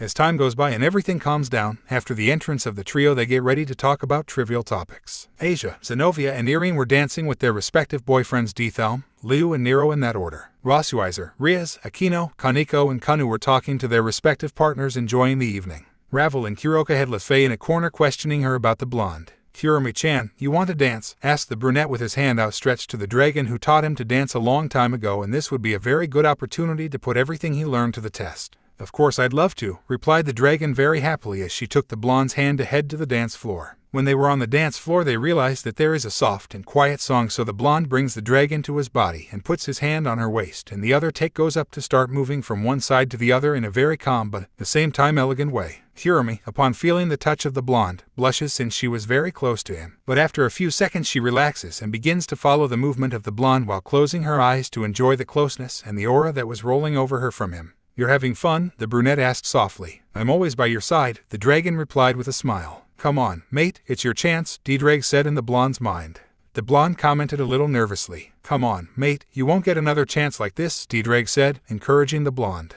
Commented the nut. Kurumi, the blonde called to the dragon, whose eyes were widened as she enjoyed the dance. Yes, was all the dragon said as she raised her head to look the blonde in the eyes, making him captivated by seeing such beautiful eyes. Would you like to go out with me? The blonde asked nervously. Kurumi, hearing what the blonde said, is surprised, but then she puts on a face of joy that does not go unnoticed by the blonde. She gets closer to him and tells him that she would be delighted to go out with him, to which the blonde, when she hears, dedicates a smile that makes the dragon blush a little, and they continue to enjoy the dance. In one of the corners of the large room, two blondes and a black-haired woman can be seen talking. Whichever way you look at it, I don't know where you got it from, Lefei, Kuroka said, still unable to believe that one of her best friends was already married and a man who was really quite attractive to her. I met him a long time ago. He prevented me from marrying a wretch, and after spending more time with him I fell deeply in love. That was the only answer the magician gave, leaving a lot of doubts in her friends. Lefei really married him. I can't believe it. Well, at least it's someone you love, said the blonde phoenix with some sadness, remembering that she is being forced to marry someone she doesn't even know. Don't be like that, Ravel. The truth is that I have very good news for you, said the magician, drawing the attention of the two girls. Hey, what do you mean? Lefei asked the blonde phoenix curiously. I've already found a way to free you from your commitment, but I still can't tell you how I can tell you that, the magician replied, leaving the two girls in shock. And these have talking about seriously? Asked the blonde phoenix, still as she could believe it and a great sign of hope. How did that happen? Lefei asked to Kuroka, still in shock. I'm sorry, but at this moment it's impossible for me to tell you anything else. Just trust me, said the magician with a smile as she gave a look to the blonde who was dancing with Kurumi. Ravel was shedding tears of happiness at such news. She wanted more than ever to free herself from that commitment because she only loves a person and only with that person she wants to be. It's true what you say? Kuroka asked, still unable to believe it, since that issue was quite delicate and very difficult to solve. Yes, although I can't tell you how, but I can tell you that on the same day that Ravel is going to get married, or rather when we are at the wedding, it will happen that you will be released from the engagement, besides that you will be glad to see him at that moment, said the magician with a smile, making Ravel hug her and say thank you repeatedly. Thank you, thank you, thank you, thank you. You don't know what that means to me, said the blonde phoenix, hugging her friend tightly from so much happiness. What Ravel doesn't know is that something very big is going to happen, and it will surprise not only her mind but also the whole world about nature. Certainly, Kuroka-sama, I want to introduce you to someone who wants to see you, but that will be after the party, the mage said calmly. Kuroka is surprised by what he hears and begins to be curious about who it could be, so she tells him that it's okay. On the other side of the party, the Gremmeries girls were watching the blonde at every moment, dancing with Kurumi, quietly enjoying the contact of each one, making them jealous. But they don't know why that jealousy and why seeing him like this with another woman caused a pain in there, and even more so in Rias. The brunette, while dancing with Kurumi, sees everyone at the party and notices that the Gremmery group is seeing him more and more, but he downplays it. But at one point something caught his attention. And that is that Sona is arguing with Sanji about something, but when he sees Sona's expressions he realizes that it is something that bothers him a lot. Dragón commented in the blonde's mind, remembering what his beloved wife told him about Sona's relationship. Replied the blonde somewhat angrily. Dragón commented, but this time with a smile on his face. But the way she's holding him, she's going to end up losing her if not already, said the blonde as he watched Sona walk away from Sanji. Asked the blonde with some doubt and confusion. Partner, you can't fool me. I've known you forever and I can feel everything you feel. I've been able to see how you react when you're close to the Citri girl, Dragón said, surprising the blonde. I don't know what you're talking about, said the blonde, trying to finish the subject. Dragón commented, leaving the blonde in a great silence. Said the blonde, trying to leave the subject of Sona because although he doesn't want to admit it, he has always felt that for her, but since he almost never treated her, he couldn't see clearly if that was love or simply appreciation. Dragón let out a laugh to himself, as he knew his companion and knew that if the opportunity presented itself, he would not hesitate to approach the heiress Citri. No, he can't, even if he's one of the 5 Dragon Kings, only Albion, since we both recognize and feel each other's presence even if we don't want to. Dragón replied in a calm and confident manner. Who would have thought, the blonde said with surprise, but he was also reassured to know that no one else, besides Albion and Volley, can know who they are. Issei enjoyed the dance she had with Kurumi again. A few minutes later something caught her attention again, and that was that she could see Tsubaki Shinra running towards the balcony with tears in her eyes as she saw how Kiba and Tasuka had. Kiba, you're an idiot. You should consider more the feelings of the girls who love you, thought the blonde when he saw this action. You're the only person who can't say that, Dragón teased the blonde man as he was very absent-minded when it came to girls. Issei remained silent in the face of such a comment from his friend, since it was true and he did not know how to answer him, so he better remain silent. The blonde sees Kurumi again and tells him that he needs to do something, to which Kurumi nods his head and goes to where Lefei was, while Issei takes a glass of wine that was nearby and heads to the balcony where Tsubaki ran away. Once he arrives there, he can see Tsubaki with a glass of wine in her hand as she watches the beautiful night, and tears run down her cheeks. Issei's heart broke to see a woman as beautiful as she was in that state, so she decided to go quietly to see if he could cheer her up a little. Because such a beautiful woman is here alone, was what Tsubaki heard behind her, surprising her to see who she was. Issei walks over to her and sits on the same bench as the black-haired woman, but a little further away to give her space. It's a nice night, isn't it? The brunette asks, while the face of the black-haired woman turns red when he sees that someone saw her cry. While blonde sees her, he simply smiles, although in his mind it was said that she looks very cute when she is embarrassed. Don't worry, sometimes we need to cry to bring out what we have inside, said the blonde, and without realizing a tear down her cheek, the blackhead is surprised by his words, but even more so when she saw that tear go down. I know it's none of my business, but I don't like to see a girl as pretty as you shed tears when she can smile and look even more beautiful than you already are, said the blonde, making the blackhead blush even more, although she didn't understand why those words affected her so much. So if you have a problem, I can listen to you so that you can get upset, the blonde commented, surprising the blackhead even more, since she never thought that someone would want to listen to her sorrows. Tsubaki for some reason felt she could trust him and decided to tell him. Issei, seeing this, made her very happy as she let her guard down and was able to relax a bit. I am not a person who can get along with the opposite gender. In fact, I've only been able to get along with just 3 men in my life, the black-haired woman began to recount, making the blonde pay a lot of attention to her. One of them, I was always in love, who was the gentleman Gremmery Kibayudo, said the black-haired woman with some sadness while sawing her fists with some frustration. Issei, seeing her like this, puts his hand in her hand while giving her a smile full of support, making seeing her calm. A few years ago I started to get along better with him. I thought that maybe if I continued like this I could be with him forever, but the black-haired woman finished saying while she lowered her head sadly, while treacherous tears ran down her beautiful cheeks, making the blonde feel a pain in his when he saw her like that. He decides to get close to her and hugs her so that he can unravel her. The black-haired woman, feeling that she was being hugged, was going to push him away immediately, but for some strange reason that hug was full of warmth and affection, something that she had been missing for a long time. So she always let herself be hugged while she was uneasy for all the pain she has had to keep. After a few minutes, a calmer Tsubaki can be seen in the arms of a blonde, enjoying the contact and the aroma that he gives off, in addition to the calm but at the same time powerful aura that he gives off of him, making her feel safe and protected. Tsubaki, now more recovered, decides to continue telling him while she continued to hug him since she did not want to get away from that feeling by letting herself be held in her arms. While Issei did not mind continuing to hug her, rather he liked having her in his arms. But it wasn't like that. When I gathered enough courage I confessed my feelings to him, but I was rejected by him. He told me he has only seen me as a great friend, and then I realized that he was in a relationship with his friend from the sword project. I finished saying the black-haired woman who began to cry again, making her cling more to the blonde, and he brings her closer to him to calm her down.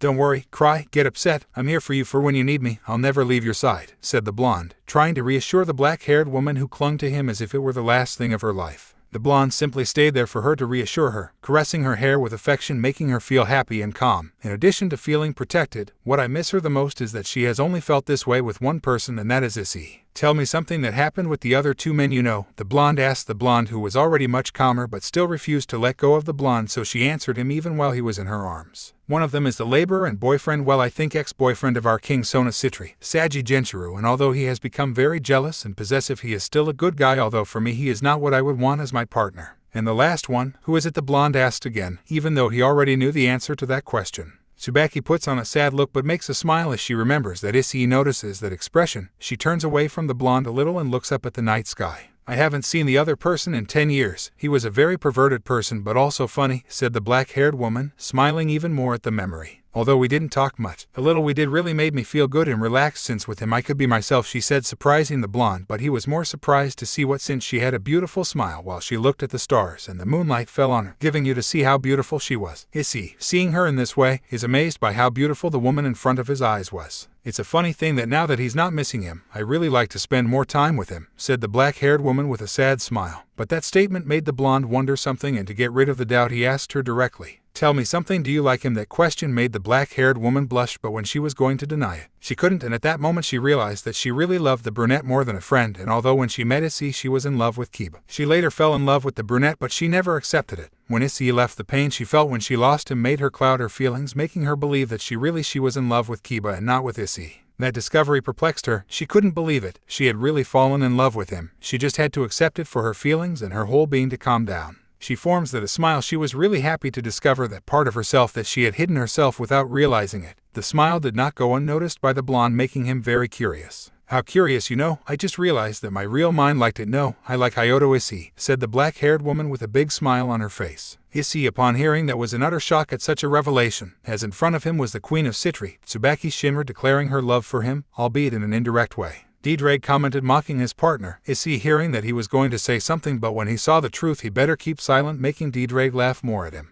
"You know, I think that as long as you don't lose that faith, he'll come back and you'll see him again, maybe in a long time or soon, but one thing is for sure, that when he comes back I know he'll go looking for you to be with him," said the brunette once he got out of that shock, although this time the one who was like this would be the black-haired one. "Why do you say that?" the black-haired woman asked curiously. "Because if it were me, I wouldn't leave a woman as beautiful as you are, alone, and I'd make an effort to make her happy," replied the blonde, getting up and leaving the balcony where he was with the black-haired woman. "You're surprising me more and more, mate," Dragón said, mocking his friend. "If he's lucky enough to want to or not to form a harem," said the blonde with a lot of confusion. Dragón said, laughing at his companion. "Now that you know what he feels you'll do with her?" Dragón asked, a little more seriously. "What I told her, as soon as she reveals myself I'll go get her," said the blonde with great determination. Once Issei met Lefei and Kurumi again, they rushed to hug him where he barely saw him. Issei just smiles, giving Kurumi a caress that blushes from the touch but also makes her very happy. He gives Lefei that she gladly accepts, and after a few minutes, due to lack of air, they separate, leaving a thin thread of saliva between them and a very blushing Lefei, but happy at such an act of love in front of everyone.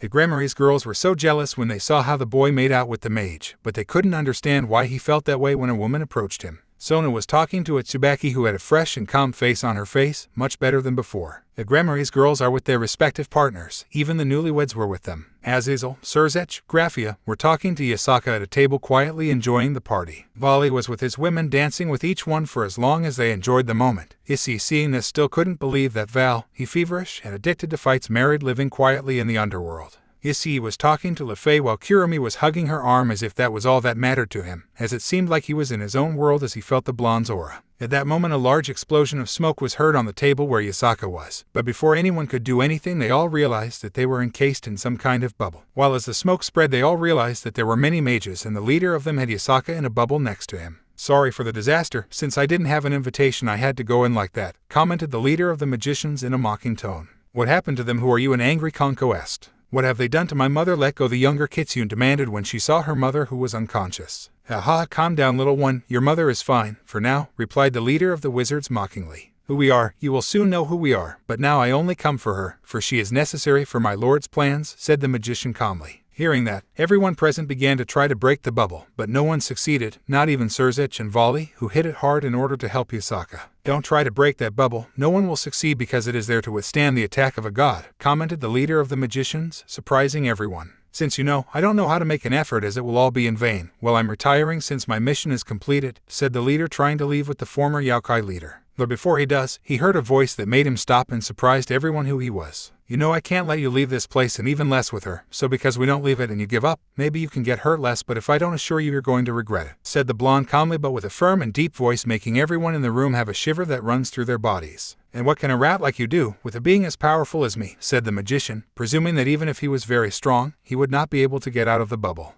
"Yeah, there are still beings in this world who don't know how to take advantage of peace," the blonde commented, beginning to raise his Dragonian aura. Everyone felt that elevation of aura that they give shocked, since it was an aura that was very powerful, making everyone present begin to sweat and breathe with difficulty since the air became heavier, except for two people who were very close to the blonde. Lefei and Kurumi, when they felt that aura they began to get aroused because for them it was a very calm aura that intoxicated them at every moment, making their bodies react. "What a mighty aura," were Surzech's thoughts. "He has a very intimidating aura," were the girls' thoughts. "He is very powerful," were the thoughts of men. "Wow, yes, you have become very powerful," said the albino in a low voice while raising his aura even stronger than before, but this time he had a feeling of struggle. But his women heard him and were surprised by the aura of struggle that their husband had, and for the first time in a long time they felt the desire to fight coming from him, making them excited by that powerful aura that his father gives off. Albino, since they had fallen in love with that vivid aura and desire to fight and protect what he loves. "And what can you do? You can't even get out of that bubble," said the leader of the magicians with a smile, arrogant of confidence, although inside he was scared to death to feel that kind of aura so tremendously fierce and strong.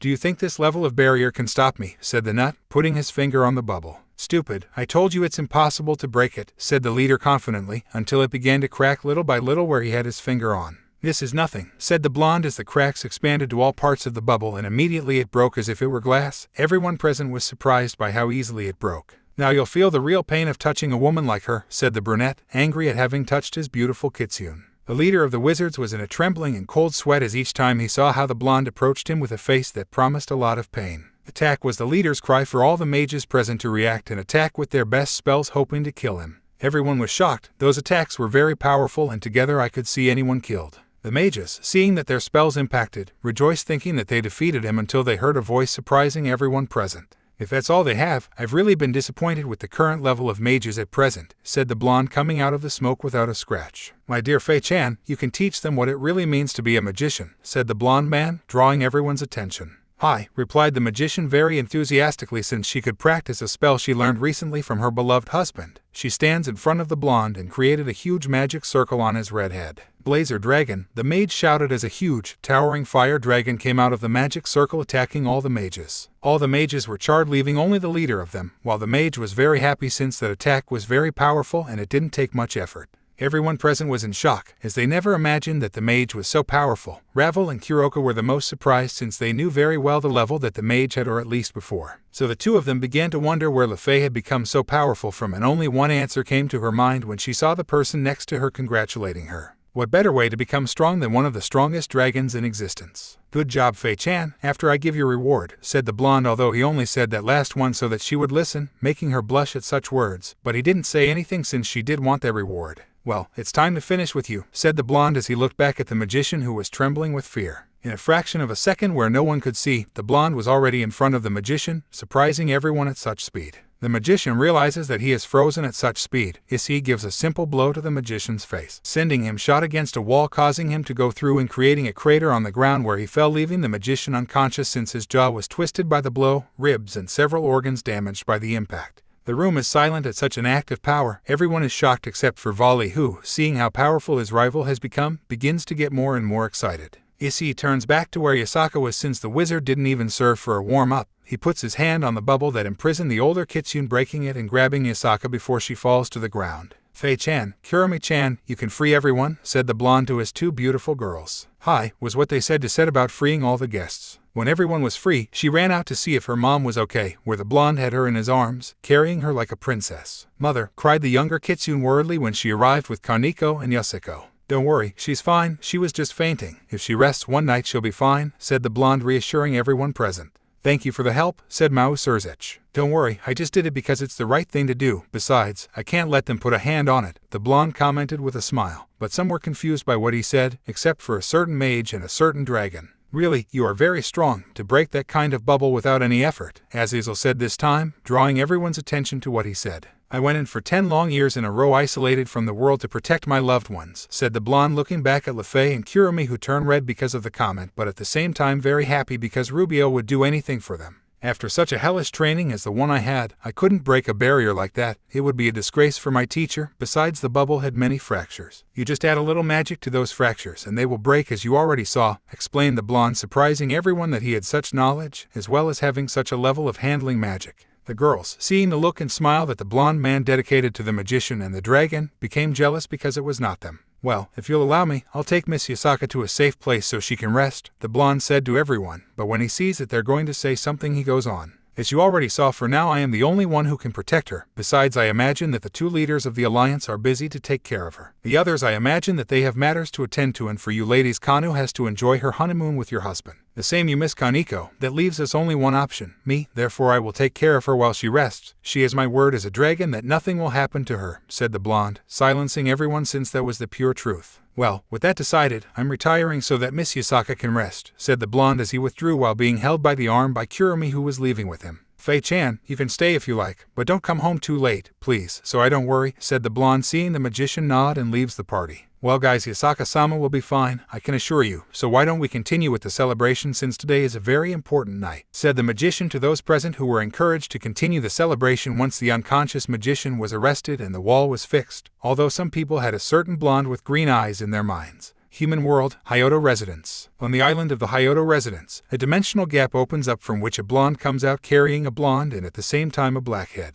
Off-Ice-chan, wait for me here while I place Yasaka in a room to rest, said the blonde to continue to the second floor and place the kitsune on the bed of a very well-decorated room to rest. Issei, seeing how the kitsune sleeps, only smiles when she sees how beautiful she looks that way. After contemplating her for a few minutes, she goes down to the living room, arriving at where Off-Ice was sitting resting from the party. When she arrives, she sits next to her and she hugs her, the two enjoying each other's closeness while waiting for Lefei and her other guest. Mundo Humano, Tokyo, Kyoto. Everyone was already leaving the party for the newlyweds to enjoy their evening. The Gremory's girls were saying goodbye to each other to retire. Lefei approaches Kuroka and takes her a little away from everyone so that they don't hear what she was going to say. Kuroka-sama, Saojiro wants to talk to you privately, so he asked me to take you, the mage said to a very surprised Kuroka. Why do you want to see me? The black-haired woman asked curiously, although she later remembers how he treated her when he greeted her and blushed a little. You'll see, you'll be very surprised that you'll like what you'll see, said the magician, leaving an intrigued Kuroka. Come, let's go say goodbye so we can leave. I want to rest, said the magician as she pulled the black-haired woman's arm.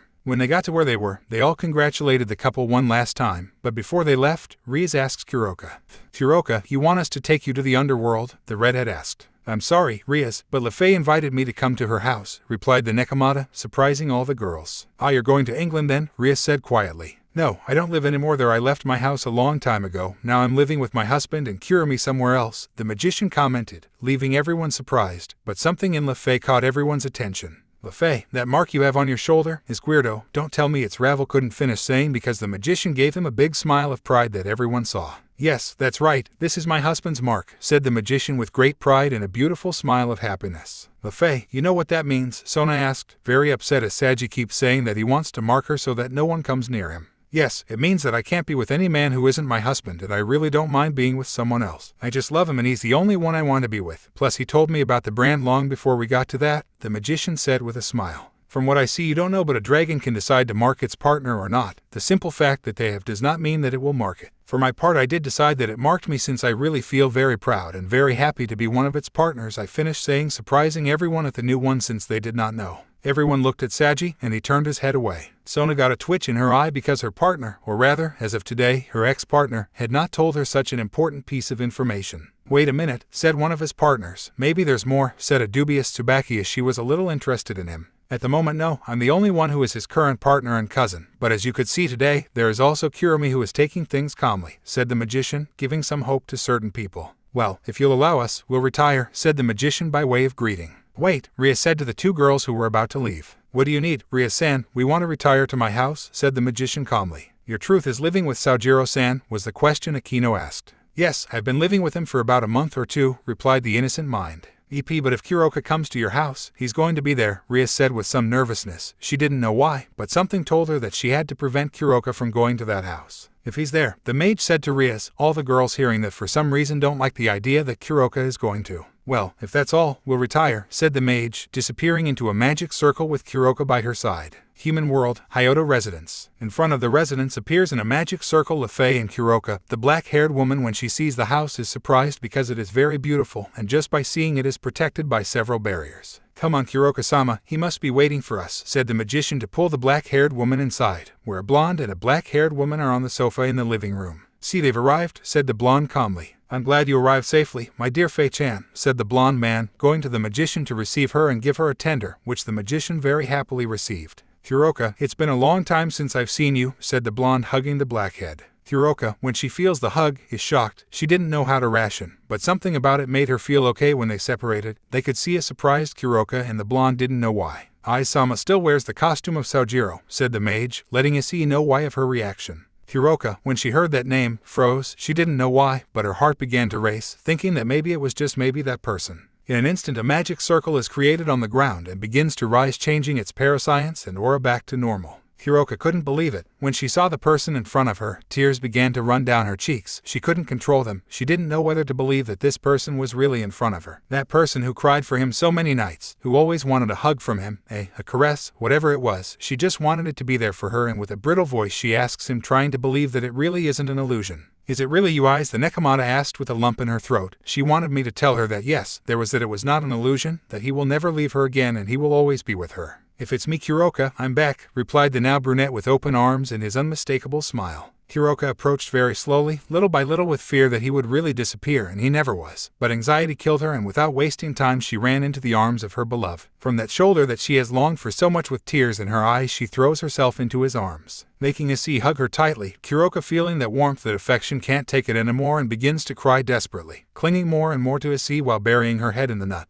Kuroka at that moment only felt that it was a dream that was not true, but when she felt his arms that surrounded her and the warmth and affection that he gave off, they made her feel that it is not a dream that is real and that her loneliness was finally over. Lefei and Offeyes only smile at such a moving scene, since they knew Kuroka is not the only one who has waited for Issei for all this time, and for more women to open and for more women to arrive. Issei, seeing that Kuroka continues to cry without calming down, the grab of the cheeks making the black-haired woman raise her face to see her meet those beautiful amber eyes with tears in them, her flushed cheeks and those soft lips. Seeing her like this, Issei brings her closer to him and eases her. Kuroka, feeling her lips claimed by the man she loves, lets herself be carried away, closing her eyes and feeling that full of love and affection. Once they separated, leaving a thin thread of saliva, Kuroka can be seen very blushing from the act before. When she sees how Issei looks at her, she turns redder with shame and buries her face again and, hugging him very tightly so as not to separate from him for fear that he will leave her alone again. Issei, seeing her like this, only smiles because of how cute her beautiful kitten looks. Then he picks her up like a princess and goes to her room to rest. Let's go to sleep, girls. Today has really been a very heavy day, said the brunette, taking Kuroka to his room, followed by Lefei and Offeyes. Once in the room you can see a sleeping brunette in a long sleeping pants without a shirt, a Lefei on her right side with a two-piece pajamas, a plain long sleeping pants that fit her perfectly making her voluptuous hips and wide legs stand out, a plain pink blouse that adapts to her Y figure over her curves and firm ass. On her left side is Offeyes in a two-piece pajamas, long plain purple sleeping pants that highlight her wide legs and thighs, a purple long-sleeved blouse with a neckline that shows her large ass since she stayed with the shape she had when she grew up.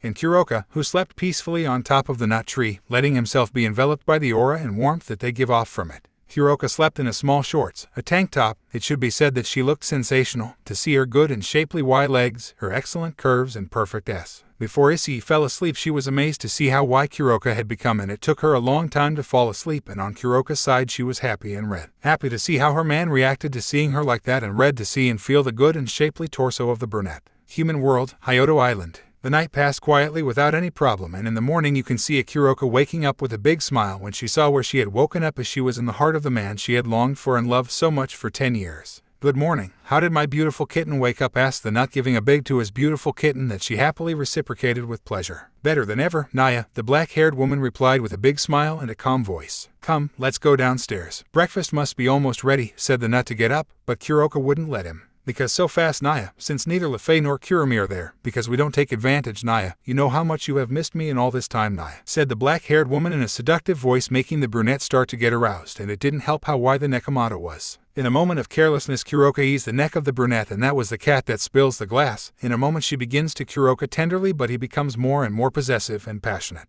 Issei grabs her by the waist and lays her down, and she puts her down and up, and casts a spell of silence in the room so that no one hears what is going to happen. As she did, Issei ran her hand all over Kuroka's body, making her let out a small as she felt the brunette's caresses. When they separate, he sees a blushing Kuroka who has an expression full of lust. He then takes off her blouse and begins to her neck, making Kuroka exist more and more. He continues to go down until he reaches her ass, where he begins to the cute pink while playing with his hands with the other.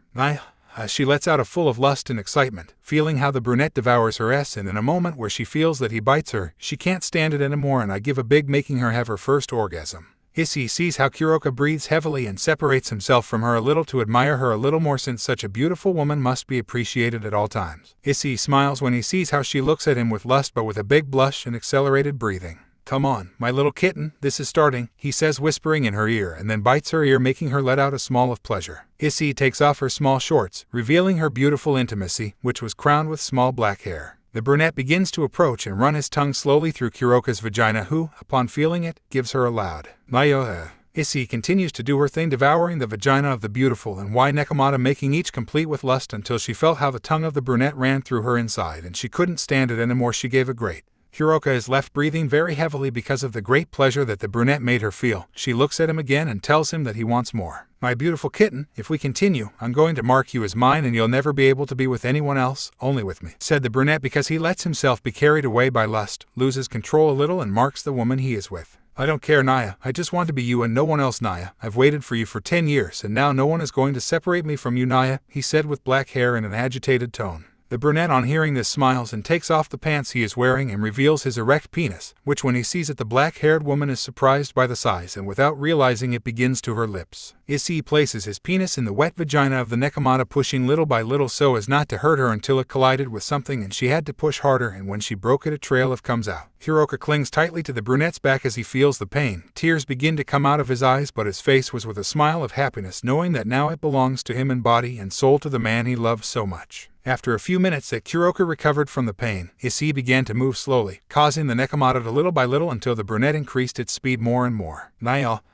The Nekomata ed as she felt it penetrate her faster and faster. Naya, Naya, Naya. The black-haired woman ed more and more excitedly. Issei, with each passing moment, dressed her faster, causing the black-haired woman to lose herself more and more in the lust and pleasure she felt, being dominated by her beloved. Naya, mas topist, danim mas pis orfohavos, said the black-haired woman, already lost in lust. As you command, my beautiful kitten, the brunette replied, and then put her on her side while raising her leg and introducing his entire penis into the vagina of the black-haired woman, making her of complete pleasure. Nyaa, shimas, the black-haired woman ed more and more as she felt the brunette increase his speed. They went on like this for a few moments until the Nekomata couldn't take it anymore as her beloved's penis reached deep inside her. Mi vingo Issei gemia la palangra. I'm coming too, said the nut tree. Adento pas favor lo quiro adento, the black-haired woman said how she could, and in a moment she couldn't take it anymore. All were the s that the two of them gave when they came together. Kuroka is left lying on the bed with a face of satisfaction and pleasure for what he has just done, and a mark appears on his right leg with the symbol of the red dragon. After a few minutes have passed, the two leave the room, Kuroka with a slight discomfort when walking, and they arrive at the kitchen where Lefei and Offais can be seen having breakfast quietly. But what surprises the Nekomata is that there is a second Issei preparing breakfast for those who are missing. Before you ask that if it's me, it's a technique I learned. It allows me to divide my power and make an exact copy of myself, and when he returns to my body I get all the memories and experience that he lived, said the brunette to reassure his beautiful kitten, who was in shock. Good morning as you slept, asked the magician as she received her from the nut trees. Good morning. From what I can see very well, Issei said when he saw the mark on Kuroka's right leg as he had the nut. Lefei, on seeing it, smiles as she knows what it meant, and Kuroka, on seeing it, blushes as the mark had given her away. Don't worry, Kuroka-sama, I have it too. Do you remember that I showed it at the party, said Lefei, showing the left man where his mark is. Then he went back to see Issei's, but he couldn't see it. If you look for my brand, you won't find it because I don't have it, because I still want to experiment well if what I really feel is love, Issei said calmly as he continued to eat breakfast, to which the black-haired man and the brunette man sat down to have breakfast next to them. Do you know how Yasaka went? Asked the nut. A few minutes ago I went to see her and she was asleep, replied the magician. After breakfast, the three girls go to take a bath while the brunette goes up to Yasaka's room to see if he has woken up. When Issei arrives at the room, you can see the beautiful blonde sleeping peacefully. He approaches the bed and sits on one side of it while enjoying the beautiful face of the sleeping kitsune. He puts a hand on her cheek, gently caressing her beautiful face. At that moment she feels such a caress full of affection and love, waking up little by little, and the first thing she sees in her eyes is the brown tree in front of her. I must remain asleep as I am seeing Issei-kun, said the kitsune at the sight of the nut. In fact, you are not dreaming, my beautiful kitsune, since I am really here, said the brunette with an amused smile. At that moment she realizes that it really is not a dream and that she is really in front of the man she has waited so long for 10 long years. Issei-kun, it really is it you? The kitsune asks, tears in her eyes, unable to believe that he is in front of her. If it's me, I'm back, replied the brunette as he caressed her cheek to confirm that it was really him and not a dream. Yasaka still can't believe it. He was there, he was really there with her by his side. They were the thoughts that went through his head as tears ran down his cheeks. Issei, Issei, Issei, Issei, was the only thing she kept repeating as she threw herself into his arms tightly and cried in the nuts. Issei, seeing her like this, simply hugs her tightly while letting her vent about everything she has put him through because of her. Here I am, my beautiful kitsune, I'll never leave your side again, said the brunette as he lifted the blonde's face to give her a full of all the love and affection he had for her. Yasaka, feeling that her lips are claimed by the brown, is surprised, but when she feels all the love and affection that was transmitting to her, she let herself be carried away while tears ran down her cheeks from how happy she felt. After slowly separating, leaving a fine trail of saliva, he hugs her again to convey to her that he will always be there for her. And after a few long minutes you can see a calmer Yasaka, although she is still clinging to the nut tree and it is still hugging her. How come you're here? I say, I'm glad to see you again, but how come you came out? The kitsune asks doubtfully. That's a story for another day, because you'd better not go down for breakfast. You're the only one missing since the girls have already finished and now they're taking a bath. Plus I promised Kanu that I'd take you home later so you know you're okay, said the brunette calmly. Wait, girls, breakfast? Kanu, I remember I was caught in a barrier. Are you all okay? How's Kanu? The kitsune asked, worried about everything that had happened to her. Everyone is fine. I took care of the wizards, rescued you and brought you here. That is the safest place for you to rest. I promised your daughter that I would take you when you wake up, said the brunette calmly, but the kitsune realized that when she mentioned her daughter she could feel some pain and resentment. My little girl, you have just lost the best man in the world, and even if I feel sorry for you, I don't intend to lose him again. When Issei was about to leave, he felt his shirt being pulled, turned around and could see a certain red blonde making him look deathly cute as she was playing with her fingers, with her head down, her cheeks red, and beautiful eyes. The couple are surprised as they are very close to each other when she pulls him, surprising both of them. Yasaka, who is staring at the brunette, is slowly getting lost in those beautiful eyes of different color, and Issei is slowly losing how beautiful the kitsune really is. In this way the kitsune gets closer and closer to the brunette's lips until she can't take it anymore and claims his lips as her own. When the brunette feels that this time it is her lips that are being claimed by the kitsune, she is shocked, but after a few seconds she reciprocated, making the kitsune get really happy and also provoke her to starting him more passionately.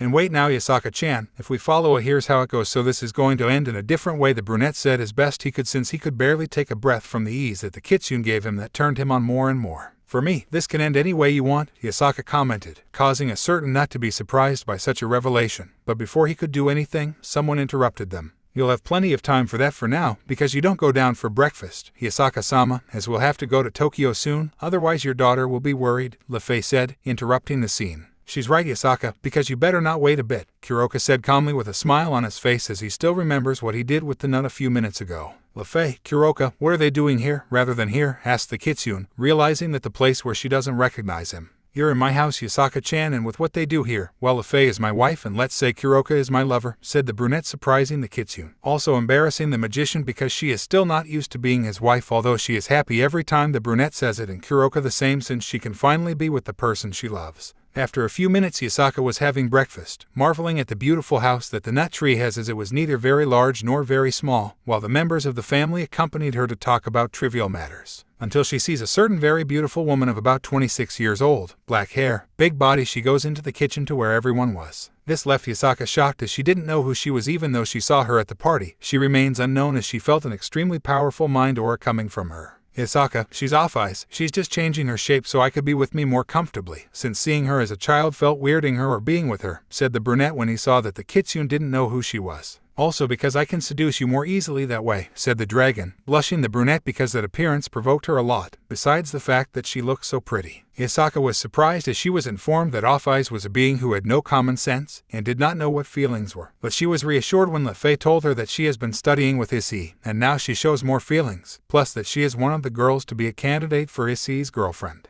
Off-Eyes, when he arrived, he gave it to Issei and integrated with all of them, and it was when he told them how he lived all this time in that dimension, and also that he was trained by the Trihexa, and when he arrived in this dimension he helped Lefei with his arranged marriage, marrying her, which for him took advantage of it, since before they sealed it he had feelings for her. The girls were surprised to hear that, but more so Lefei, since she didn't know that he had those feelings for her long before, but it also made her extremely happy to know that after so long she was still important to him. He also told them that he had feelings for them and for other girls, when they heard Kuroka and Yasaka him, because he is returning their love after so many years. Even if they have to share it, they were glad that he was there with them. Adam, as they already know who those girls are, that the brunette has feelings, and it did not bother them since they all got along well except for a certain Archangel and a certain Mao. Issei told her that with Off-Eyes he is just seeing what she feels. He was no longer sure if it is love or just interest or attachment, and she was also in the same situation, so they were taking things slowly. I go on to tell you that I am going to stick with the identity of Saojiro Pendragon, as he still needs to do and fix some things. In the end, Issei asked Yasaka and Kuroka if they wanted to live here, as he would like to spend time with her. The nut couldn't finish, as they accepted immediately, as they didn't want to leave the nut again.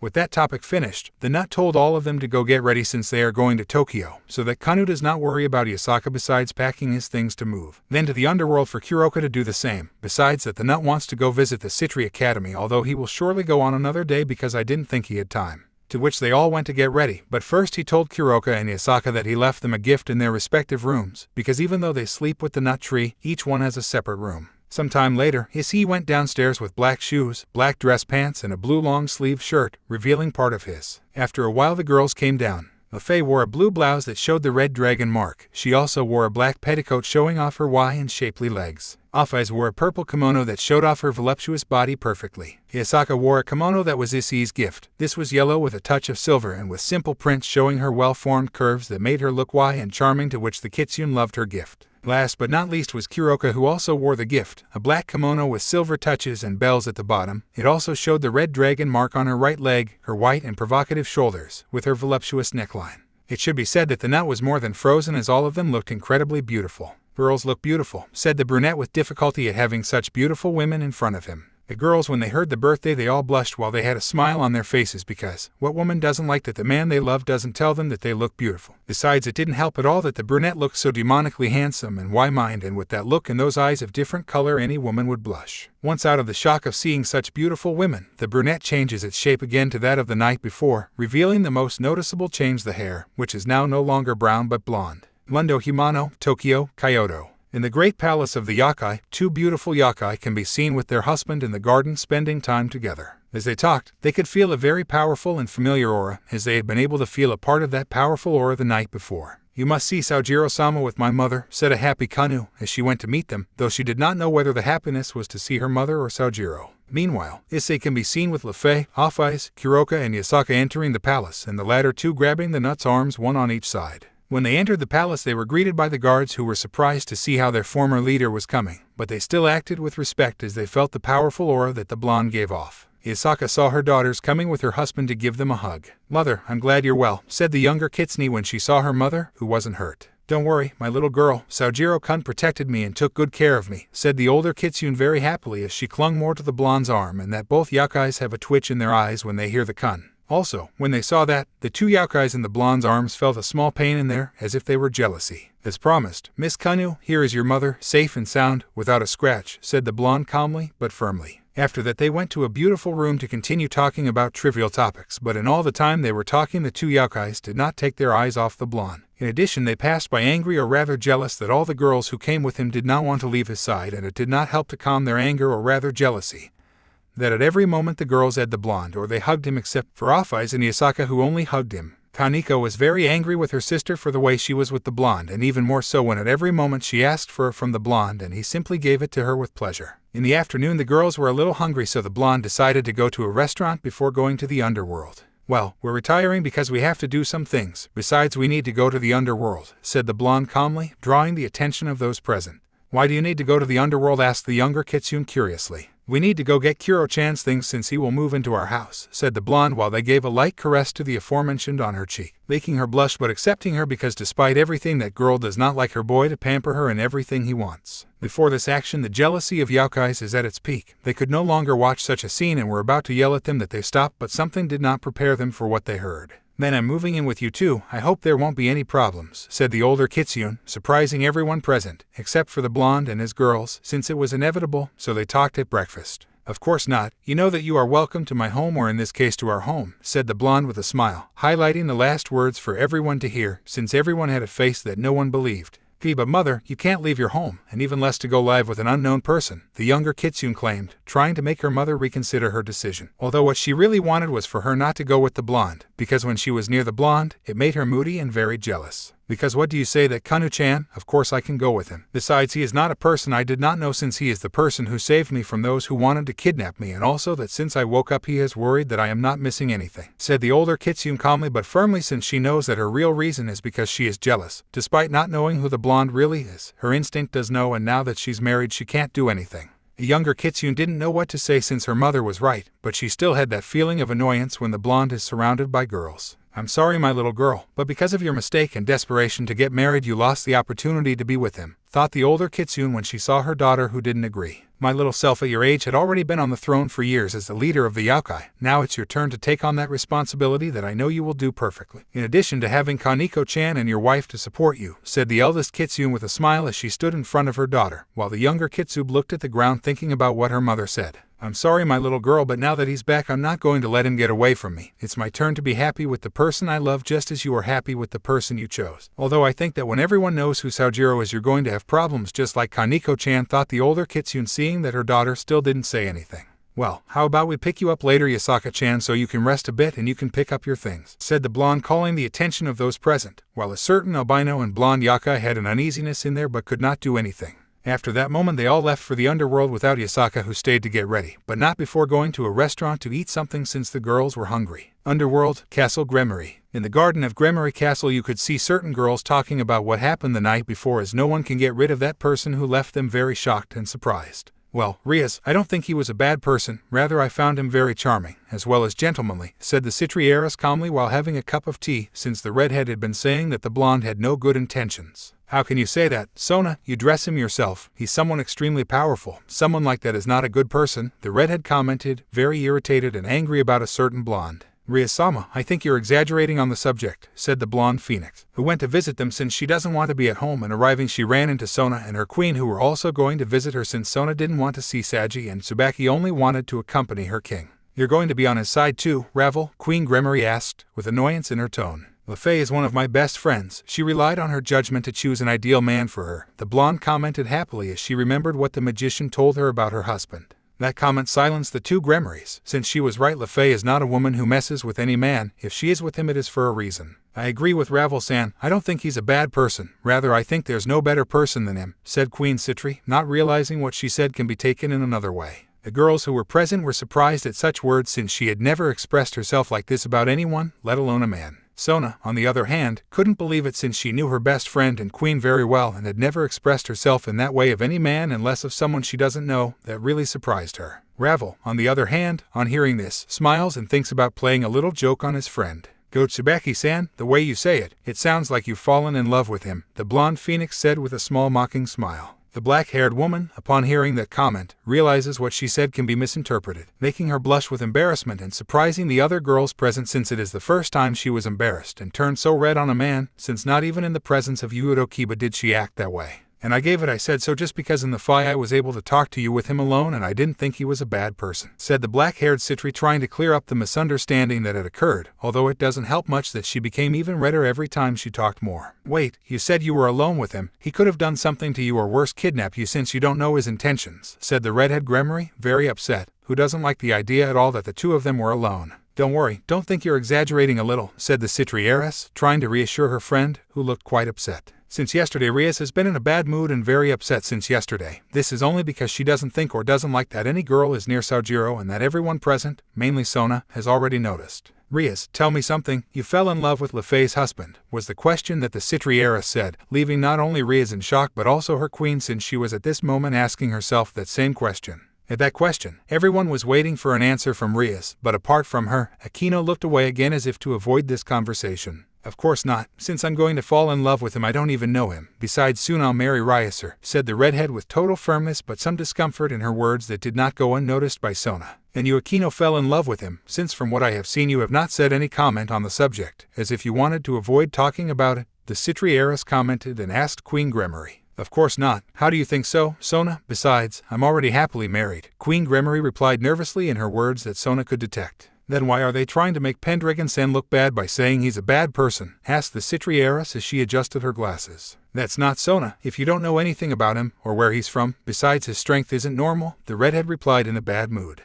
I don't think it's bad, as I could see yesterday Lefay is very much in love with him and he is very much in love with her. Besides, he also proved to be someone very serious but at the same time very nice. Not to mention the gentlemanly, respectable that he behaved, said the blonde phoenix with a slight blush on her cheeks that everyone could notice. Rias and Aquino had a pain in their ass that grew bigger and bigger as they heard each time that he was the maid's husband or that the two were very much in love. Oh, from what I see you hold him in high esteem when you see the way you talk about him, said Queen Citri, trying to get even for the joke that the blonde made on her now. Boo, well, I think he's very handsome and attractive. Nothing more, replied the blonde phoenix as she looked away, hiding her blush, since she remembers when she met him and the way he behaved with her. He was a gentleman and very kind, plus when she was around him she had that feeling of longing and warmth in her heart that only the brown could awaken in her. While they were arguing about it, Sona was paying attention to the two Gremorys who were quiet, listening to the conversation. And when she saw them, she couldn't stop smiling as they were both in a bad mood and Rias was about to explode with jealousy. You're really still the same spoiled girl as always, aren't you, Rias? Thought the Citri heiress when she saw her friend and remembered a conversation they had very similar some time ago, where Rias exploded with jealousy over the nut tree and thought of doing the same thing this time.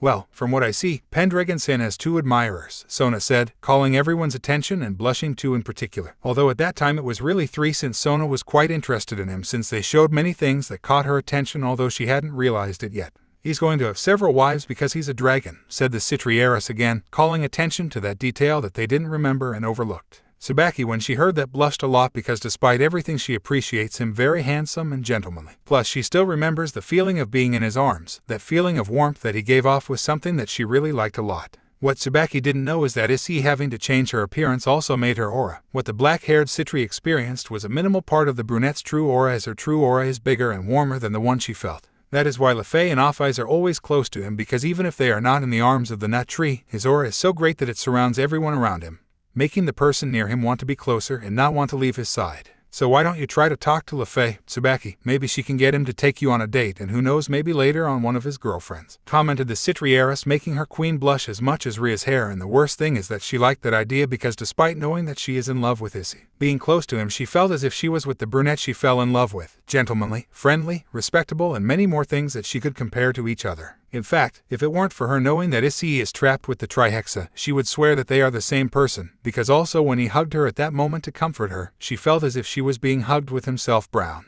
You two, Ravel, even though you are about to get married, at first glance you can see that he is a very intelligent person and thinks things through very well before doing them. Maybe he can make you marry him instead of your fiancé, said the Citri heiress, calling the attention of the aforementioned and making the pain in the of certain Gremorys increase. Handsome, kind, gentlemanly, powerful, and intelligent. He sounds like your dream man, isn't it true, Sona, said Queen Citri, trying to make fun of her friend, and it seems that it works since Sona was completely red. And of course for her what catches her attention the most about a man is his intelligence, and the blonde, at first glance you can see that despite being handsome and attractive he also has a great intelligence. Of what is it these have? Tsubaki spoke, said the Citri heiress nervously, trying to hide her blush, which she did not succeed in. That's how you like men, and more than everyone who is intelligent. I wonder what will happen if he beats you in a game of chess, said Queen Citri, pretending to be innocent. Sona turned redder than ever because she liked the idea quite a lot, and even though Sona is or was with Saji, he lacks certain things for her to fall completely in love with him, things that a certain husband of a certain mage had in a lot. Sona bit her lower lip at having such a thought, and even more so that she liked that thought, but something took her out of her thoughts, and that was none other than her red-haired friend being unable to hold any more conversation. "Enough is enough. I won't allow any of you to get close to him, not you or anyone else," said the redhead in a fit of jealousy, surprising everyone since he has no relationship with her. "And what do you intend to do to accomplish such acts?" said the Citri heiress reproachfully, thinking to see what her friend is going to do, since she was getting tired of that childish attitude. Riaz would have had her mouth, but no words came out of her because what Sona said is right. She can't do anything, but the pain and the discomfort he has in his when he hears that women are close to him does not like him at all. While Sona just looked at her friend attentively and saw that she was frustrated and thought that it's time for her to stop being a spoiled child, since first it was Issei and now Saojiro. Besides, if in one case you manage to prevent us from getting closer, you can't do anything with Lefei since she is his wife, said Heiress Citri to her friend, highlighting the last words with anger but at the same time a little jealousy, knowing that the magician has a man as a husband.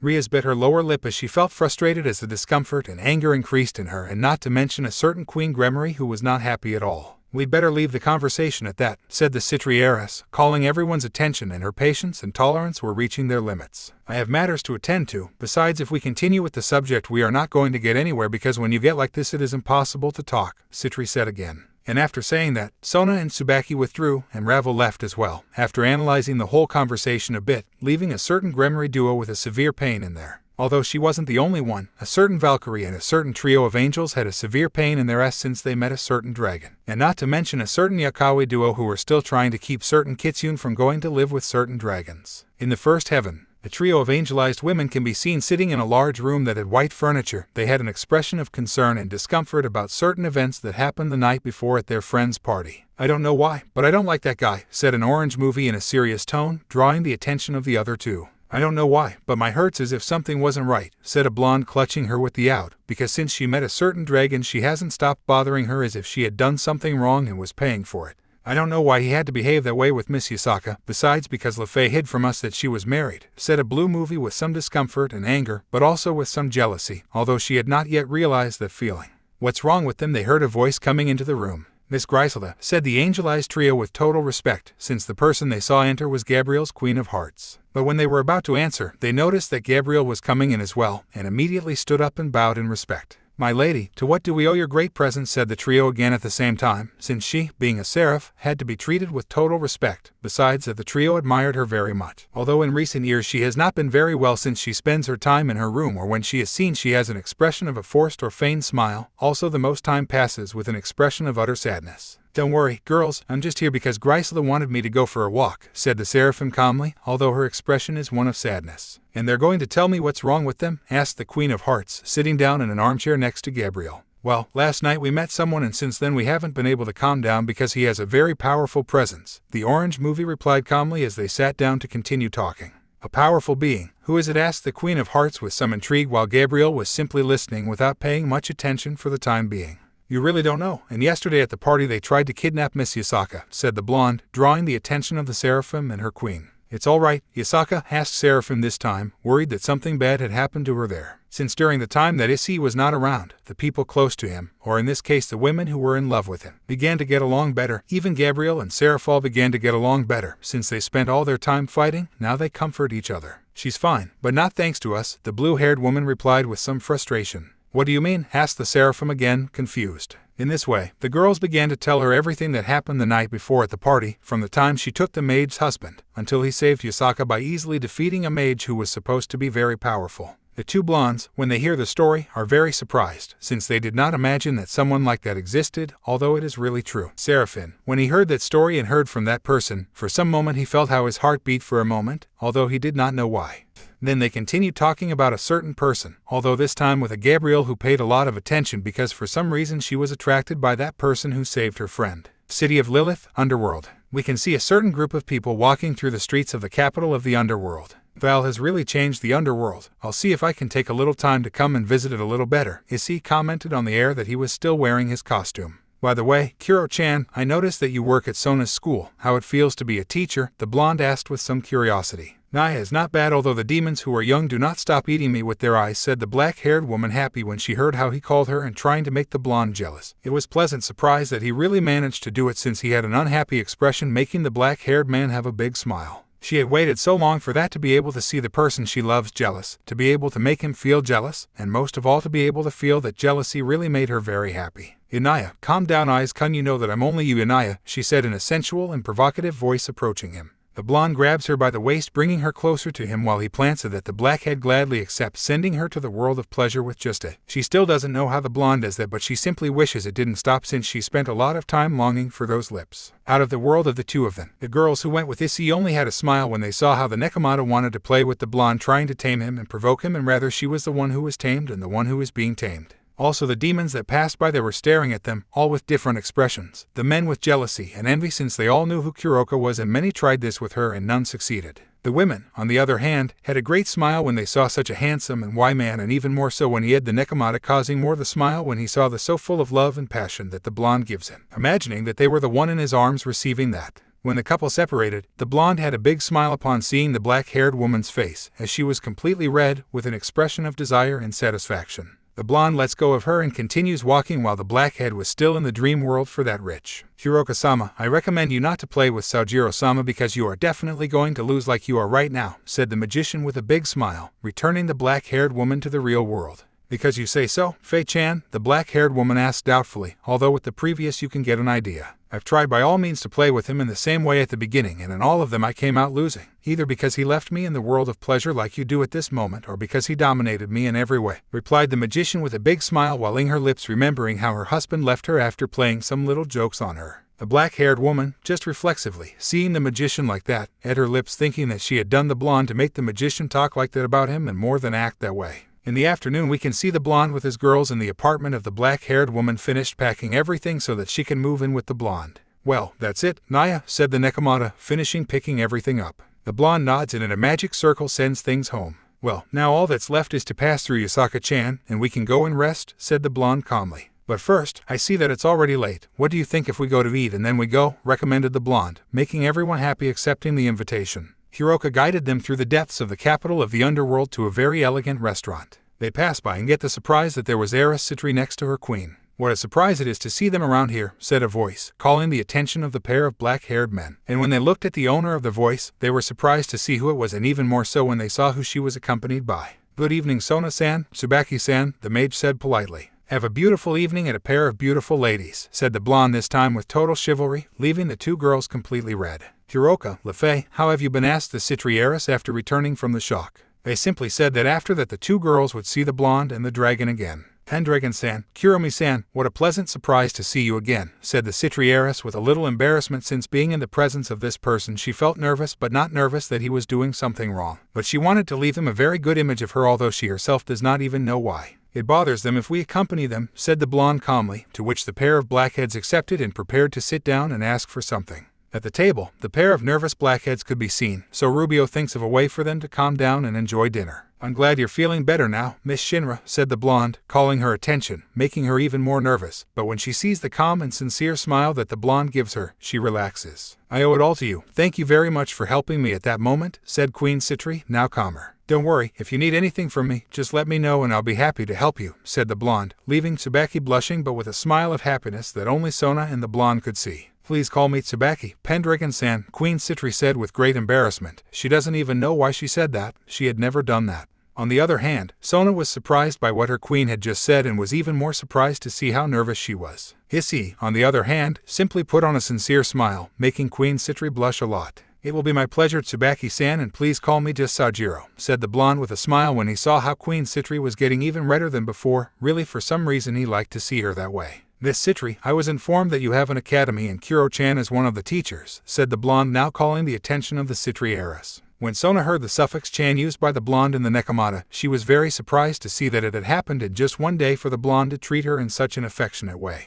If so, she's actually one of the best teachers there is, said the Citri heiress, continuing the conversation. I'd like to visit it if it's not too much trouble, said the blonde, surprising the blackheads. You see, I specialize in trade and financing. I would like to discuss some treaty, so to speak, if I could be one of your financial contributors, since I really find your idea very interesting, said the blonde, surprising the two blackheads even more, since Kuroka had told the blonde that the academy is going through a very delicate economic situation since there are still many of the upper-class demons and council members who don't agree with the ideology of that academy, since this would affect its status and funding. In this way, the academy was very supported in the civil sphere, but not in politics, making the academy have very little funding and at the same time causing the academy to gradually close its doors, destroying the long-awaited dream that Sona had. Issei, knowing this, immediately wanted to help him, so he was looking for a way to talk to her, and what better time than now. Since Issei owns different hotels and restaurants around the world, his funds are really very large, so much that they could equal that of a Mao. Because he is expanding more and more, making his funds grow, since Issei had planned to start a family and he didn't want his children to lack anything, in the same way that he didn't want anything to be missing for his wife, or in this case wife, since he had a very long life to live and he needed a lot of funds. The blonde thanked the Trihexa for teaching him not only how to fight but also that he passed on his knowledge that he has acquired throughout his life. Because although he cannot get out of that dimension, he can see what happens in the world on some occasions. In addition to that, a beast that has lived hundreds of thousands of years must have at least a general knowledge of all the things that, not only a part of the world, stuff. On the other hand, for Sona, she was in total shock. She could not believe it. She had been looking for financial support for years to be able to make the academy a respectable place. Because although she fulfilled her dream of making it a reality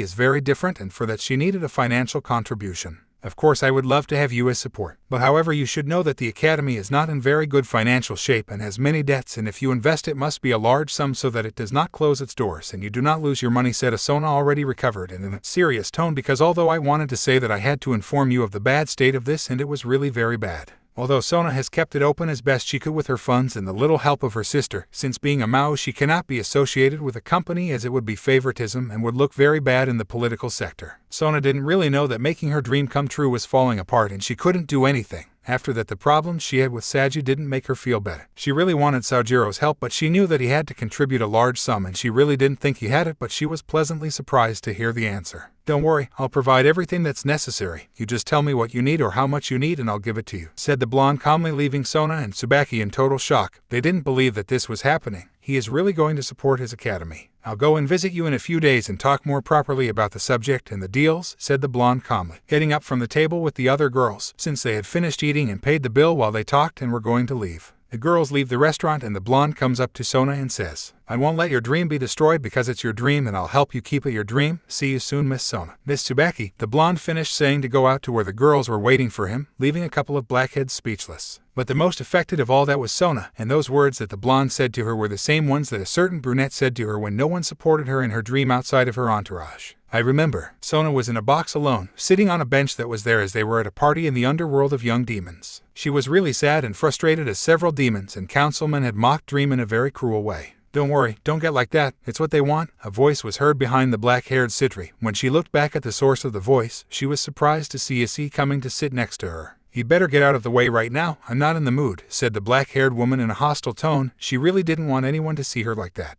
Quiet, sometimes it's better to let off steam with someone than alone, said the blonde man, sitting down next to the heiress Citri. Besides, you shouldn't get like that because that's what they want. They want to destroy your dream because for them it would be affected, the brunette commented calmly. And what do you want me to do? They have a lot of influence and they have the power to destroy my dream, said the black-haired woman, quite frustrated at not knowing what to do. Don't worry, if no one supports you, I'll help you, said the brown, drawing the blackhead's attention. I won't let your dream be destroyed because it's your dream and I'll help you keep it your dream, said the brunette while giving her a smile that gave confidence to the blackhead, making her smile and thanking her for her great support. End of remembrance. Sona was surprised to hear those same words that had given her confidence before, and now that she hears them again, they have given her the confidence to get up again and this time with more strength. You know something, Tsubaki, said the Citri heiress, calling the attention of the above-mentioned. Do you remember what you told me this morning at Ria's house, about my perfect man, said the heiress Citri, surprising the black-haired woman when she knew what you meant. You mean you, said Queen Citri, leaving the prayer half-finished. Yes, I think Pendragon is quite an interesting person, said heiress Citri with a big smile.